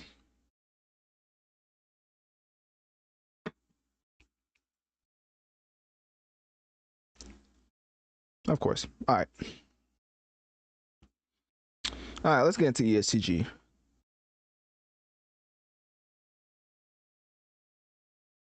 So ESTG has an unreleased, well, a now released 42 Doug verse after he was arrested for avoiding a 6-month prison sentence. Now, according to Rolling Stone, 42 Doug was arrested in Michigan after failing to turn himself in. March 2020, he was charged by a federal grand jury in Georgia with possessing a firearm, and was previously convicted of carjacking and firearm possessions. I know y'all asking what this has to do with music, but Free Doggy by EST and 42 Doug, you should probably understand what he is talking about when he's saying Free Doggy in this track. So that's why I'm getting into. And so 42 Doug's probation was revoked in February 2022, but then he was arrested for obstruction of law enforcement and battery in Las Vegas. Had multiple positive tests for controlled substances, another violation of her probation, and basically it warranted his arrest. So now he is subsequently sentenced to 6 months in a West Virginia prison. So all you need to know is when he didn't appear to begin his sentence, an arrest warrant was issued. Man, 42 Doug could have his own side mission in GTA 6. Anyways, let's keep going. So, leading to his arrest after fleeing, he was, hey, what TK say? He said some I ain't beat the case, so I did the race. Whatever he said. That's what 42 Doug was doing. So the feds hawked him down like NBA did Ja Morant when he showed his pistol on IG. And after that, well, ironically, 42 Doug attended an NBA playoff game between Golden State Warriors and Memphis Grizzlies. I wonder who he was there to cheer on. The jokes write themselves. But anyways, when he landed his private jet back in Detroit, he was apprehended. And you know what apprehended means. That means you probably ain't going to get out.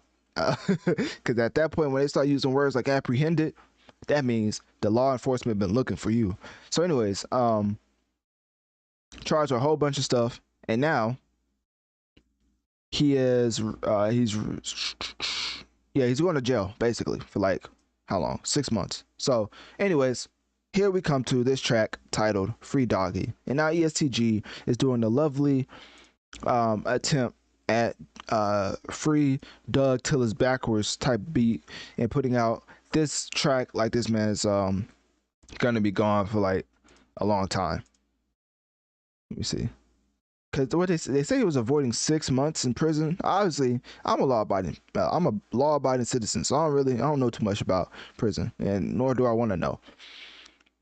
But seeing what Tory Lanez just got, I'm not, 6 months may not be that bad. You know what I mean? Obviously, two completely different offenses, but I mean, obviously, well, no, possessing a little different from discharging the firearm. So yeah, that makes sense. But at the end of the day, I think 42 Doug and ESTG with this specific track, it will be the anthem for certain people in the trap. Let me just say that because of the believability and the authenticity, the authentic nature of this track is through the roof. Everybody's gonna believe every single syllable uttered out of these two gentlemen's mouth, and that's why I'm gonna leave it at.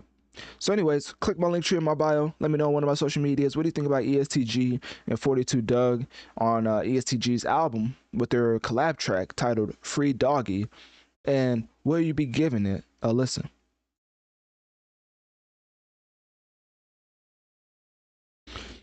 All right. ESTG walks that interview. We already talked about that. Little baby searching for a hit, ain't he? Shh, that boy can't fool me. Hold up. Little baby been searching for a hit. All right, little baby First off, having a bunch of people call you a little baby is, you know, as a grown man, that's a feat in itself, man. That's a feat.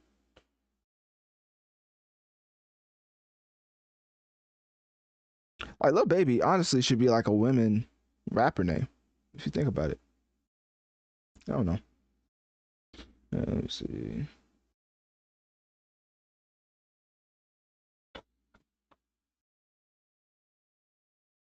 What's the biggest hit this man Lil Baby had? Biggest hit.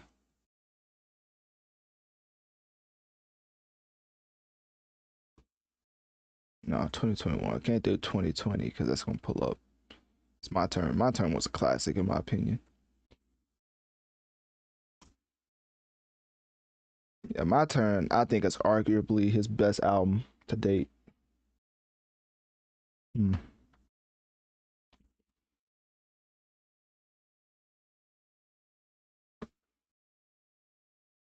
On the peak the number 2, peak the number 10, peak the number 5. Forever. I thought they was talking about the track with Sierra.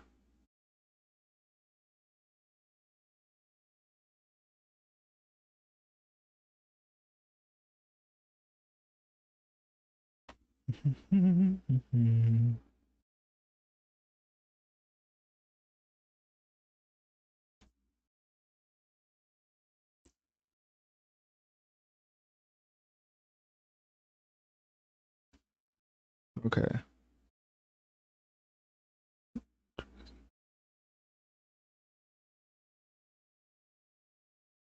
So his last hit came from In a Minute. Let's see. In a Minute. Just sound like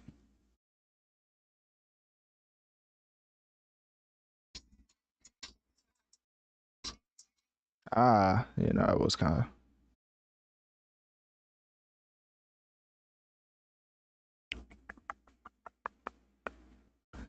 In a Minute. Actually, forget all that.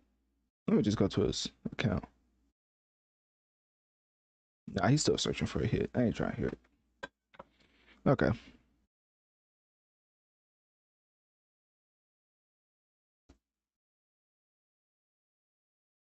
ESTG out here walking out of interviews, and Little Baby is out here searching for a hit.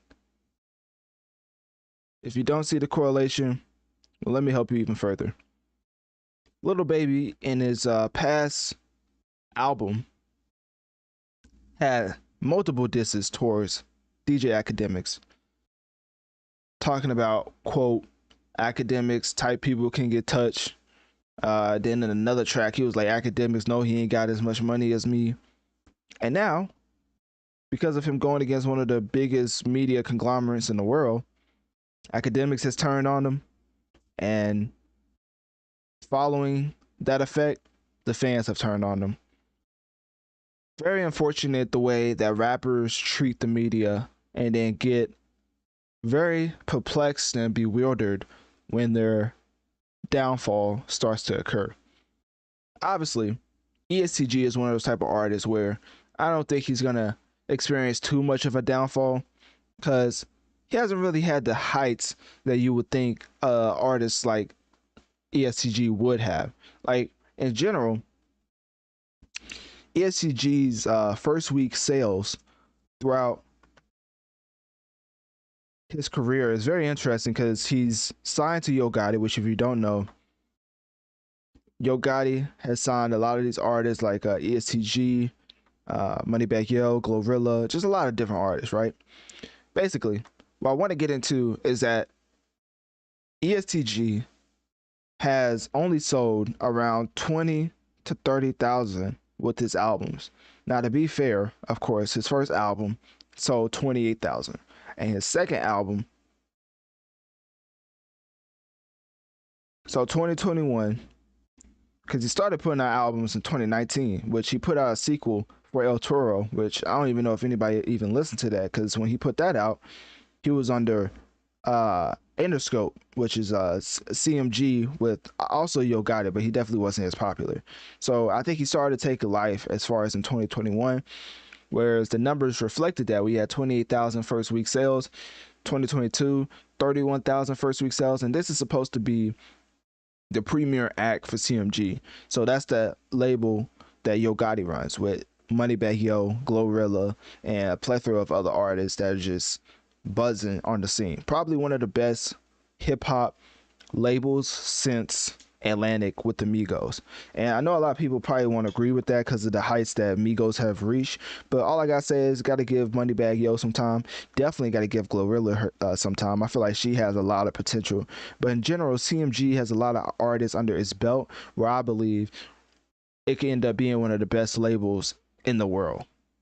So with that being said, ESTG's numbers not breakthrough at all. Like as far as 31,000 first week, like I'm not gonna project that he does less than that, because I mean, after being on the CMG, which just got bought out by a bigger major label, like I'm pretty sure they have more money to put this behind. Like CMG and Yo Gotti did a deal with I think it was Believe Interscope or whatever, but basically I feel like this album by ESTG will sell around 40 to 45,000 first week.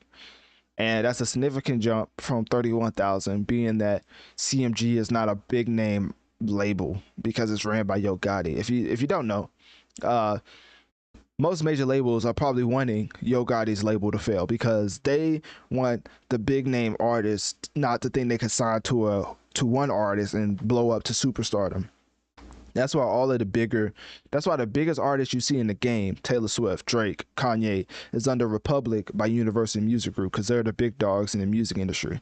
So, anyways, with ESTG, I do believe, with ESTG and Little Baby, I do believe the biggest lesson they can learn from their similarities is that treating the media horribly will only backfire on your career in a way that you probably wouldn't even imagine. Because to get to the heights you're at, somebody at some point had to put you on and give you exposure to an audience that you otherwise would have gained exposure from. So when you get to that point and then start disrespecting media, I think we have to point it out because it's very inconsiderate and very rude in general, as a musician, to not respect the process enough to know that media is the reason why you even got here. So anyways, click my link tree in my bio. Let me know on one of my social medias. What do you think about ESTG's and Little Baby's new track off his album titled I Think? And will you be giving it a listen? Alrighty, one album down, two more to go. Little intermission before we get into the rest of the two albums. Let's talk about some Polo G, man. Let's talk about some Polo G. I ain't gonna lie, this is my favorite track of the night. So this is my favorite track that dropped. Bring this let's see. Any other article? Is that it? I think that's it. Okay. 42 Doug. I already talked about him. I've been singing that weekend verse from K-pop. That stuff's still fire. When he said this ain't no Lil Yachty, you know I love that bar. Cause Lil Yachty one of my least favorite artists of all time, man. I was like, dang, how do people listen to this? But anyways, I knew that was a shot at Lil Yachty too. He probably like, bro, y'all think he a better ghostwriter for Drake than me? I may take care. People don't be giving the Weeknd his respect, man. Honestly. Let me see. All right.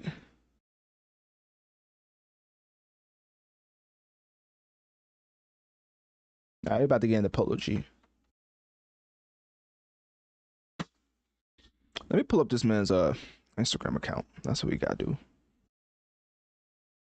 Instagram. I don't know why I do like seeing the Instagram account. I like going to the specific. Let me see what they're talking about. But like, hey man, go get my single. I love how Polo G's rap name is Cap a lot. Like it's not really how you want to be perceived. But anyways, we're gonna keep going. Polo G, Midnight. I don't even show something with the ball.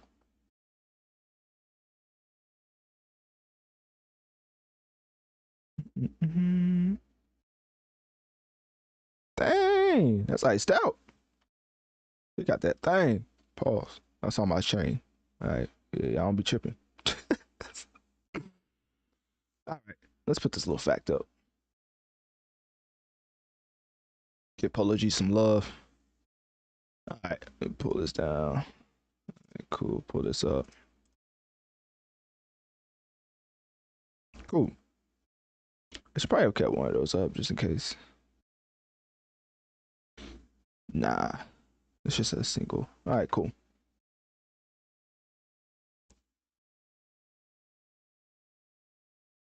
I think it's been acknowledged that I'm not the biggest Polo G fan. So this whole segment will probably throw off a lot of notorious Mass Effect listeners because I have nothing but positive things to say about this track.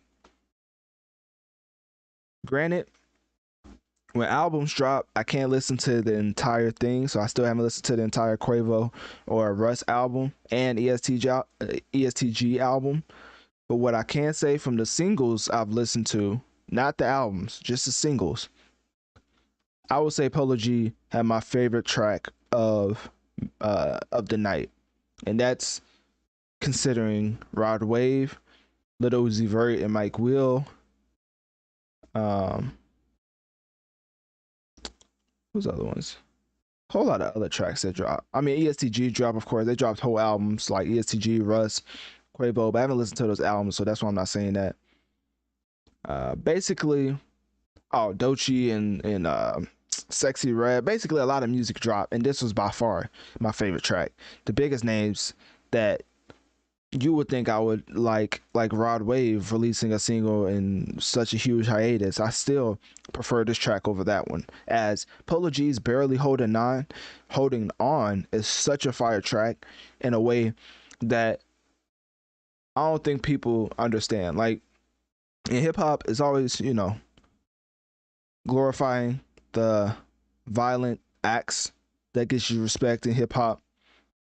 And I love how this has elements of that, but also speaks on the mental health and certain addictions in a way that's reflective. It's not only glorifying it, but it's also reflective in a way that a lot of people can gravitate to or towards. Because I always say the best tracks in history, in my opinion, is ones where the subject matter can resonate with all walks of life.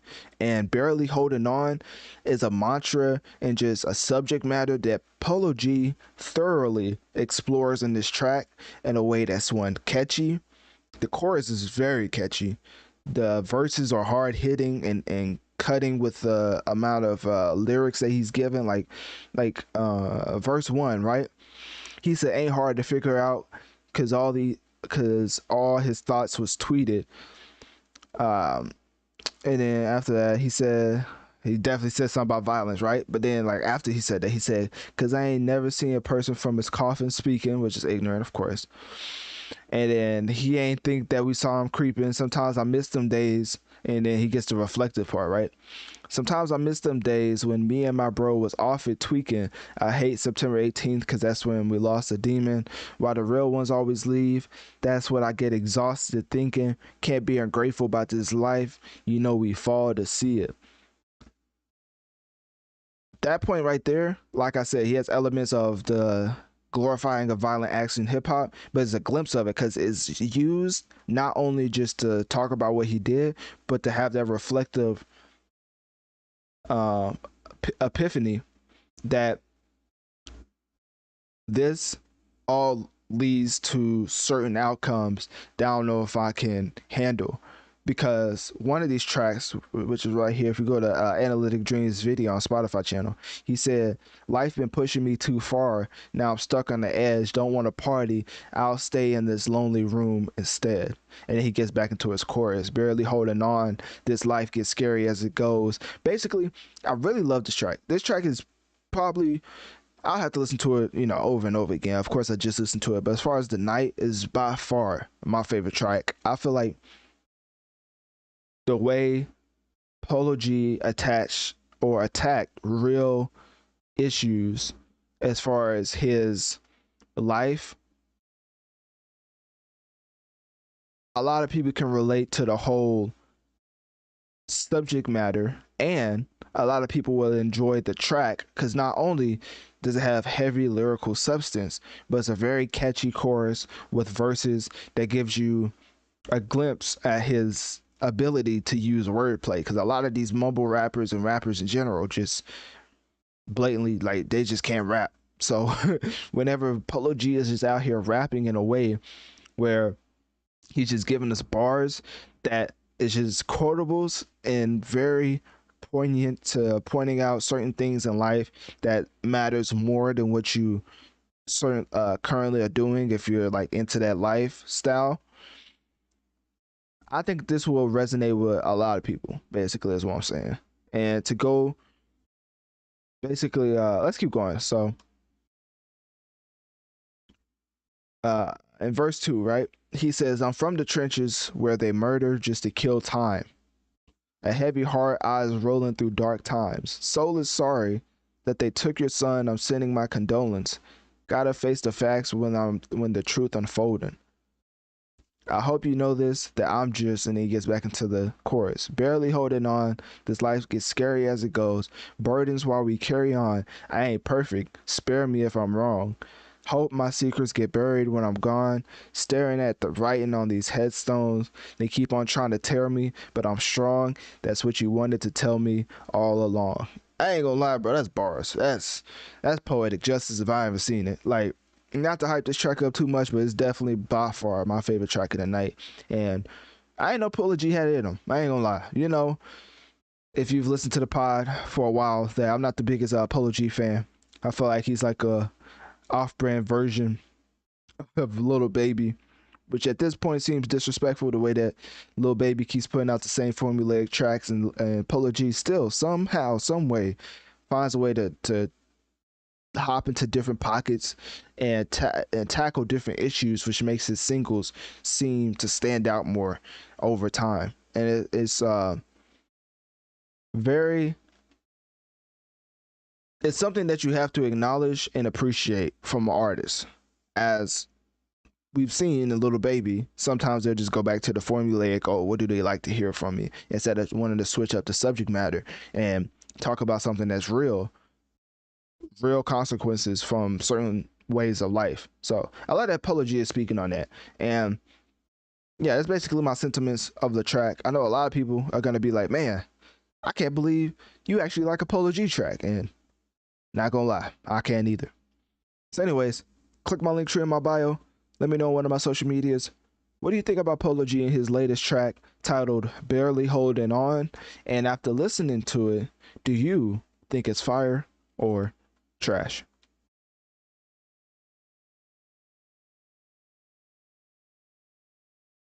All right.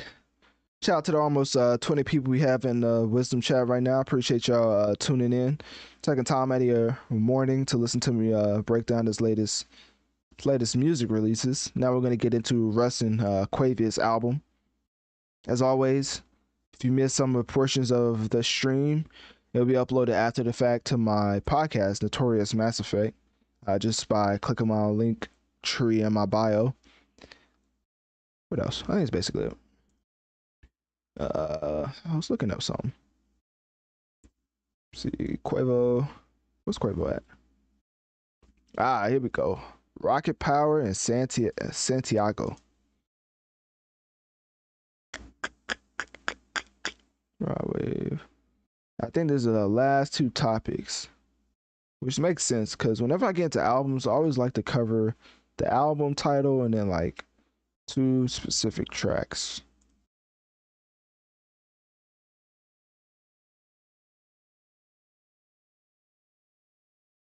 I don't know how much this Quavo album gonna sell. Like, I don't think that's the point to sell a lot, but I don't know, man.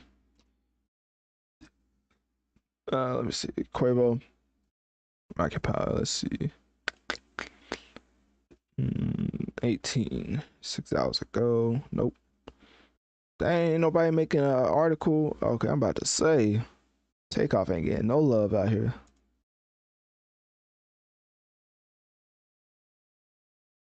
Hmm. ABC is the only one who made an article on Quavo putting out this album. That's tough. They must be waiting for Offset to drop. I wonder whose side the media is on, Offset or Quavo. I think it's very interesting because honestly, I'm on Quavo's side. I feel like Offset be tripping. That man, that man be tripping. Let me see.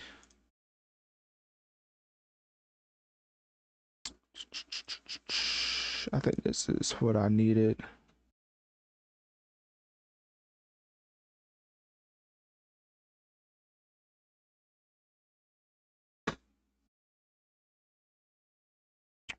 This is his second album. Ain't no way. I guess it is solo, huh?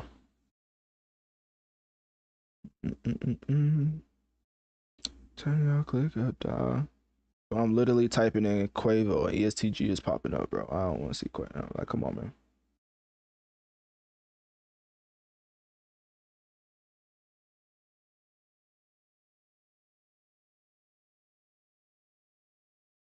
Only built from Infinity Links, Quavo, Huncho.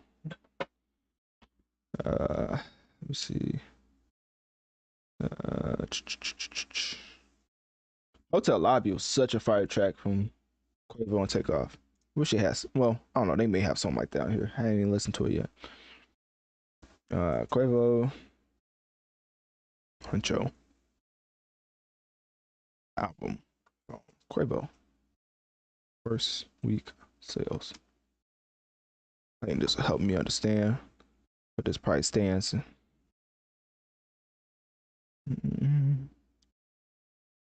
Quavo's debut album.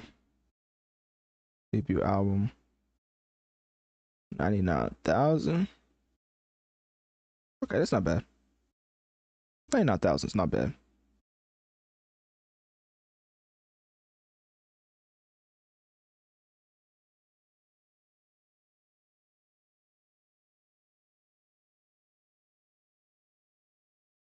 This man had Drake on this album? Dang, he did have Drake on this album. Hmm. Yeah, no, that's a. Well, if you have Drake on your album, that's at least a 10 to 20,000 in first week sales boost. At least. Travis Scott on your album. Whew. Yeah, no, we might have to get into this one. That's tough. All right. I just realized Quavo had Little Baby on this album. When did this come out? 2018? What in the world? Wasn't they beefing? Oh, Offset and Little Baby was beefing. It's interesting. When did Migos put out the album? Nah, cause now I need to know this.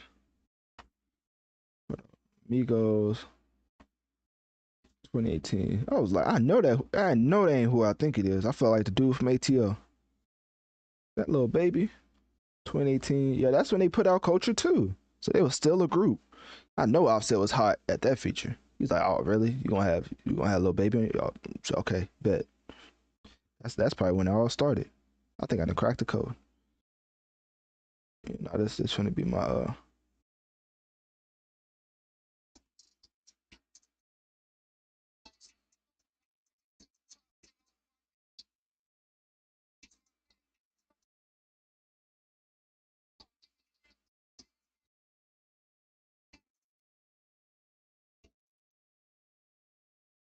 okay. I'm like, hold up. Yeah, no, I think we done cracked the code. That's crazy. All right, let's get into Quavius, cause make sure hopefully I ain't play that music too loud. You know, YouTube don't play with that music. uh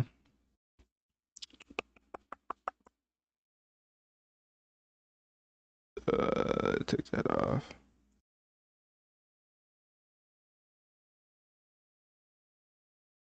And then I'm trying to see where Let me see. So, um, Quavo. Well, hold up. Quavo? So why the first thing pop up is Quavo girlfriend? A lot of people still care about that. We done figured out. We been cracked that code.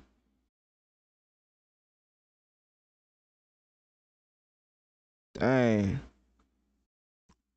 Music industry kind of fake when you think about it. This man dropping a whole album dedicated to Takeoff. Ain't nobody reposting it. Maybe I'm tripping. Maybe it's just me. Maybe I'm just reading too much into it. All right.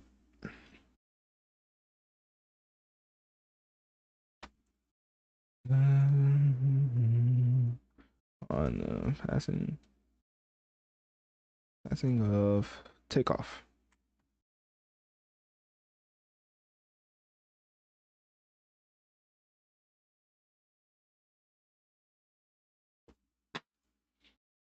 All right.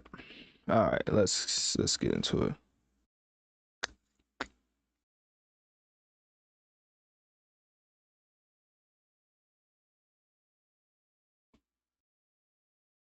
What in the actual, bro?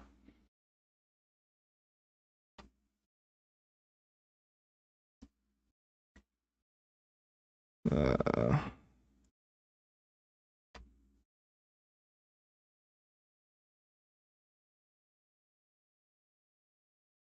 um,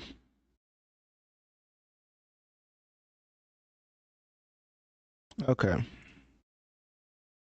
Gotta recap what happened to Takeoff. You know, what I mean, mine was only right. Only right.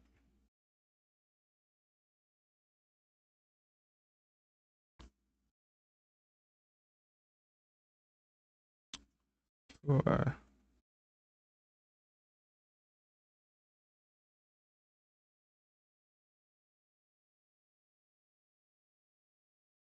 right. Hopefully this pulls up. If not, then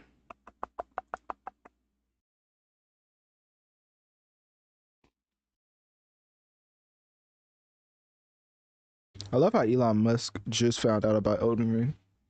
This man said Elden Ring's one of the most. Let me see. This man said Elden Ring, some of the most beautiful art ever created. Well, that's why we have such a packed slate for 2023. Because ain't nobody trying to compete with that game yet. Last year, Elden Ring was in a league of its own. Elden Ring is like if LeBron and Michael Jordan was on the same team. Like everybody just took the year off. Like it was just, bro. Elden Ring was that was the game. Like that game made me love. Like, hey, if you're a gamer and haven't played Elden Ring, I ain't gonna lie to you. You missing out, man. You missing out. All right. Uh.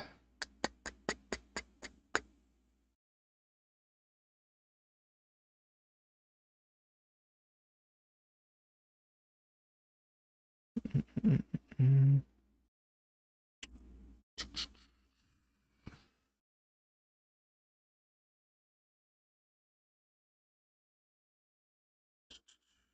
Take off.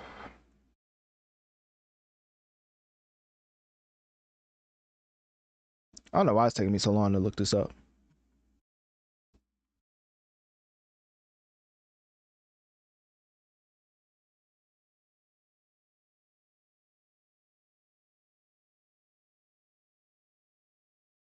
I may just leave that alone because it's taking me way too long. I ain't trying to say nothing.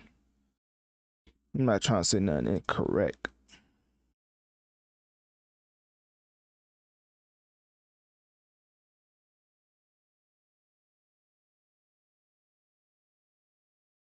Mm-mm-mm.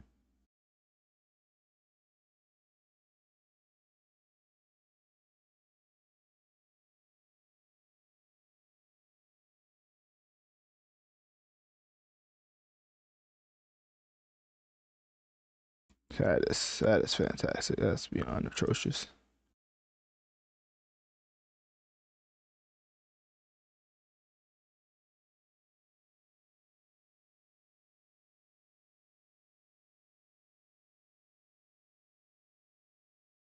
Mm-mm-mm-mm-mm.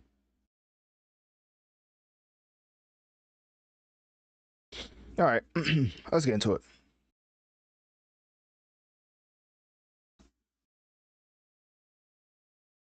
So as you see, Quavo put out a Takeoff tribute album titled Rocket Power, and a very sentimental moment in uh marking of the times in history for what is a very touching and close subject matter to Quavo, because I do believe a lot of different rappers who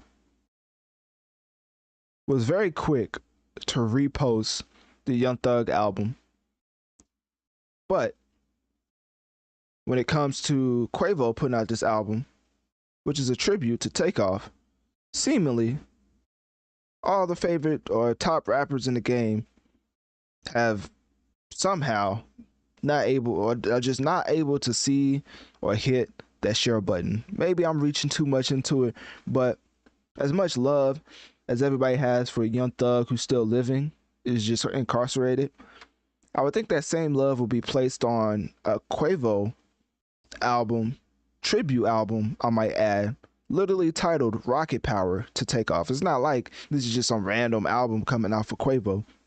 This is an actual album dedicated to Takeoff, which, you know, unfortunately passed away when he was 28 after being shot and killed at a private party in Houston, Texas. It's like one of those things where it's like it was a real event, lost somebody who's a real influencer in the hip hop industry. A tribute album comes out about him, and seemingly everybody just forgot the or just don't have the ability to share no more. Like they don't know how to repost, and they just out here not knowing how to even forget reposting to even like a post. It's very interesting to me. But everybody and the mom was reposting that Young Thug album. So anyways, Quavo is released a new album titled Rocket Power. First album since Takeoff's death, of course. Tribute album to Takeoff. And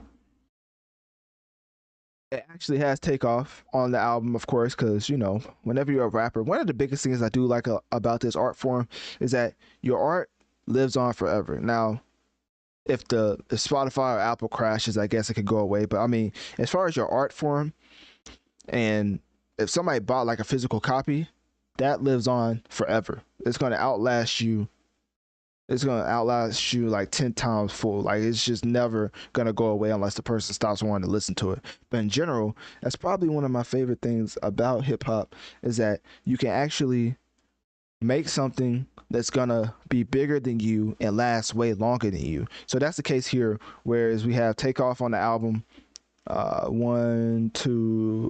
we have Takeoff on the album twice, and I haven't listened to the album yet, so I can't really give my opinion, but I really did want to cover this and just basically bring it to people's attention that this album did come out, because if you don't know, Quavo hasn't had the best of luck trying to put out his own solo albums, as in general, see if I can find this. In general, the last time this man tried to put out an album, right, it sold 99,000 first week sales with Quavo Huncho. And that had the likes of Lil Baby, Drake, Travis Scott, like literally everybody you could name on the album. It looked like a DJ Khaled album in itself. Madonna, Cardi B, still only sold 99,000. 21 Savage still only sold 99,000 first week, which is pretty solid. You know, it's not bad, especially for a solo act who's used to being in a group of three. But now he's by himself. Obviously, it's a tribute Takeoff album, so you kind of want more solo tracks. But still, he has features on here from the likes of Future, Baby Drill, Young Thug, of course.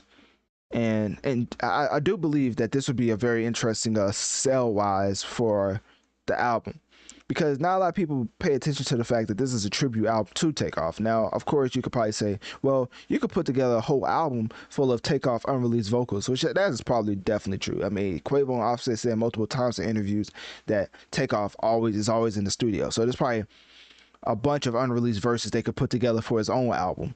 But at the end of the day, this is what we have right now, and it's very interesting to see the amount of industry or lack of industry support for this album. What else? That's another thing. When 2018, Migos came out with Culture 2, right? 2018, Quavo put out his solo album titled Quavo Huncho, right? I feel like that dude from ATL. I'm scrolling down the track list.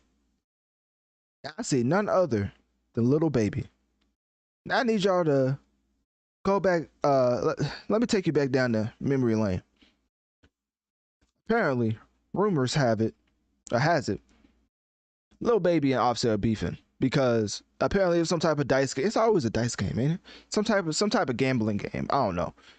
And something happened to where he didn't want to pay up or whatever.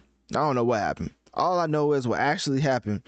And there was like video that was like they was really wanted to leak it. Some of it did leak about him like running away from it, but I don't think the full thing leaked. But basically, Lil Baby was in the studio, or whatever, and his team was about to strip Offset down or something like that. Like something they was just flagrantly like violating that man to the point where Lil Baby had to come out and be like, "Hey man, y'all leave him alone," stuff like that. But from that point on, him and Lil Baby was beefing because I don't know, man. You have to look it up for yourself. But that's basically what happened. So that's why you don't see ever. That's why you don't see any Offset and Lil Baby music ever. So um, it's just very interesting because that was back before Quavo and Offset broke up. So not broke up, but fell off. And it was like, dang, that's how you feel? You gonna have my biggest op on your solo album? But anyways, he still did it. No wonder Offset. Nah, let me chill. Let me chill. See, almost. But anyways, yeah, Rocket Power by Quavo. I expect that to. I don't even want to give a sales prediction because I really do just want this album to be like a nice tribute to Takeoff. But now that I do think about it, they probably have they have more than enough unreleased vocals to make an entire solo album from Takeoff, I believe. So, and I think they could probably get the whole industry on that album. I don't know. I don't know how I feel. But currently, this is what we have, and there's no confirmation or even hint towards them trying to make uh, like a solo Takeoff album. So it will make all the sense in the world. Hmm. Yeah, so I don't know what they're gonna do with that. But at the end of the day, this is a Takeoff tribute album, and basically nobody in the industry is sharing it or reposting it. When the Young Thug album came out, everybody couldn't wait to hit that share button. But hey, I guess that's a different subject for a different day. So, anyways, click my link tree in my bio. Let me know on one of my social medias. What do you think about Quavius dropping this Takeoff tribute album titled Rocket Power, and will you be giving it a listen?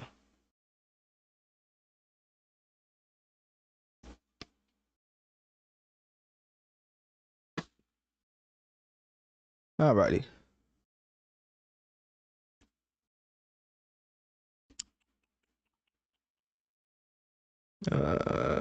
What do I want to talk about? Oh, Patty Cake. I did listen to that track. Patty Cake, and then let's do. See, at least Future. Future, a real one, ain't he? He on this album twice. He's like, I'll help you out, Quavo. Mm-mm-mm.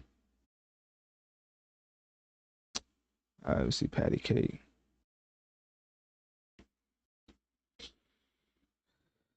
Is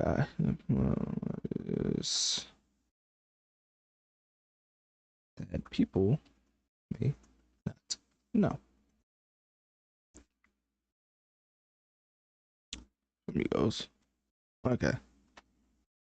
Alrighty. I'm not gonna lie, at 12 p.m.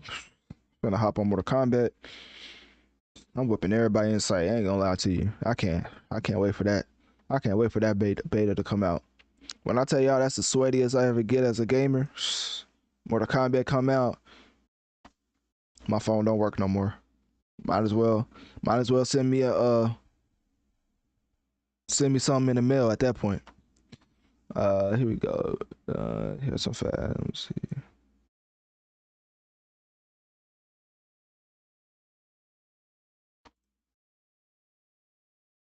The youngest member of the Migos, of course,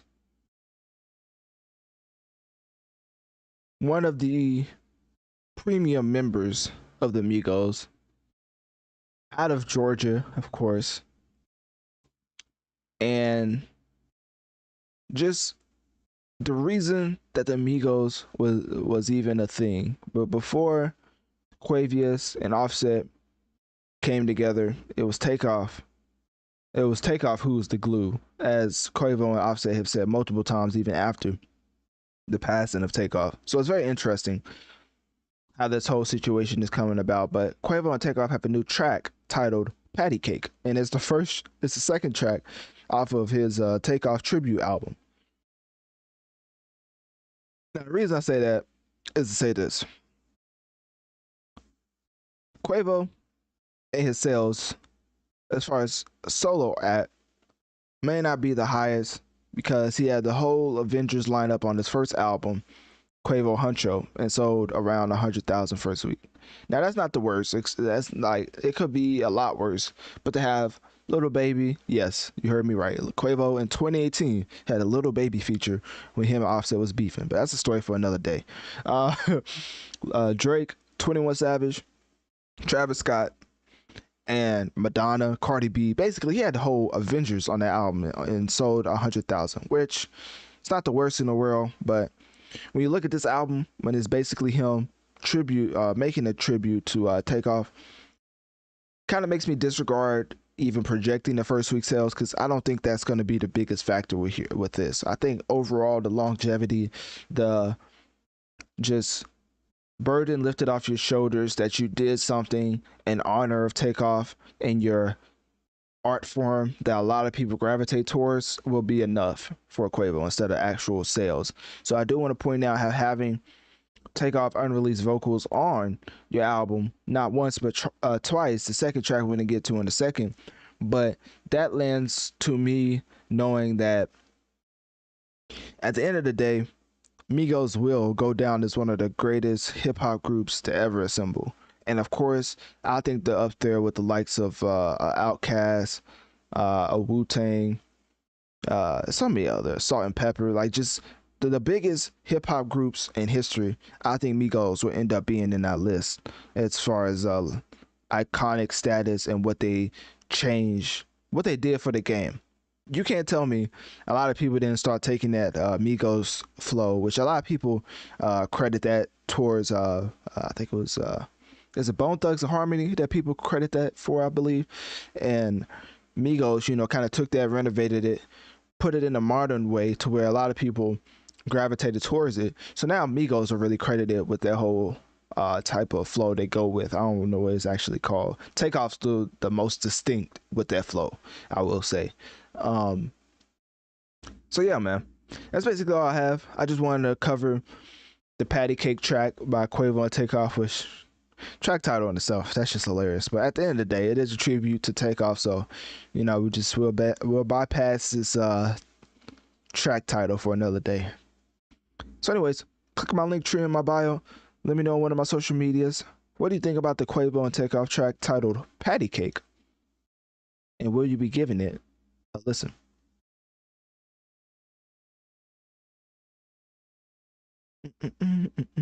Shout out to 24 people in the Wisdom live chat. Currently getting into Quavo's last track with Quavo, Takeoff, and Future, I believe. And then we're gonna get into we're gonna finish up with Russ's Santiago. Let me see.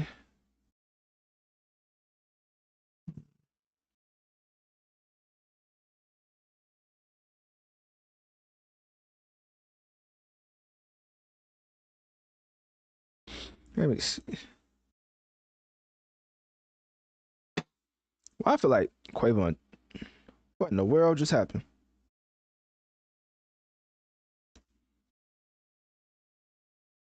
Quavo and Future.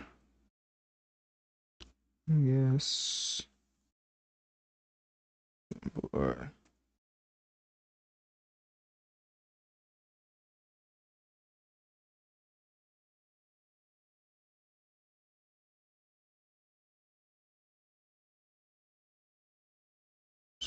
is together.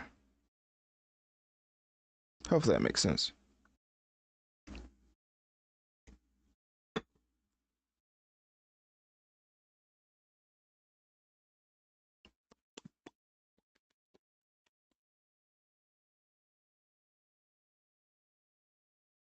No problem. That's great.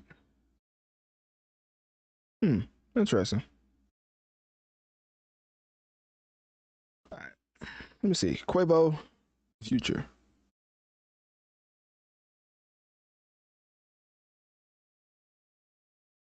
I don't know why, but I feel like they had way more tracks together. Oh, Future's on the Congratulations remix. You gotta love that. Dang, Quavo and Future don't make that much money. Don't make that much. That many tracks together. It's actually interesting. I wonder why. I guess I should type in. Nah, because Migos the same thing. Yeah, because Migos pops up too. Hmm.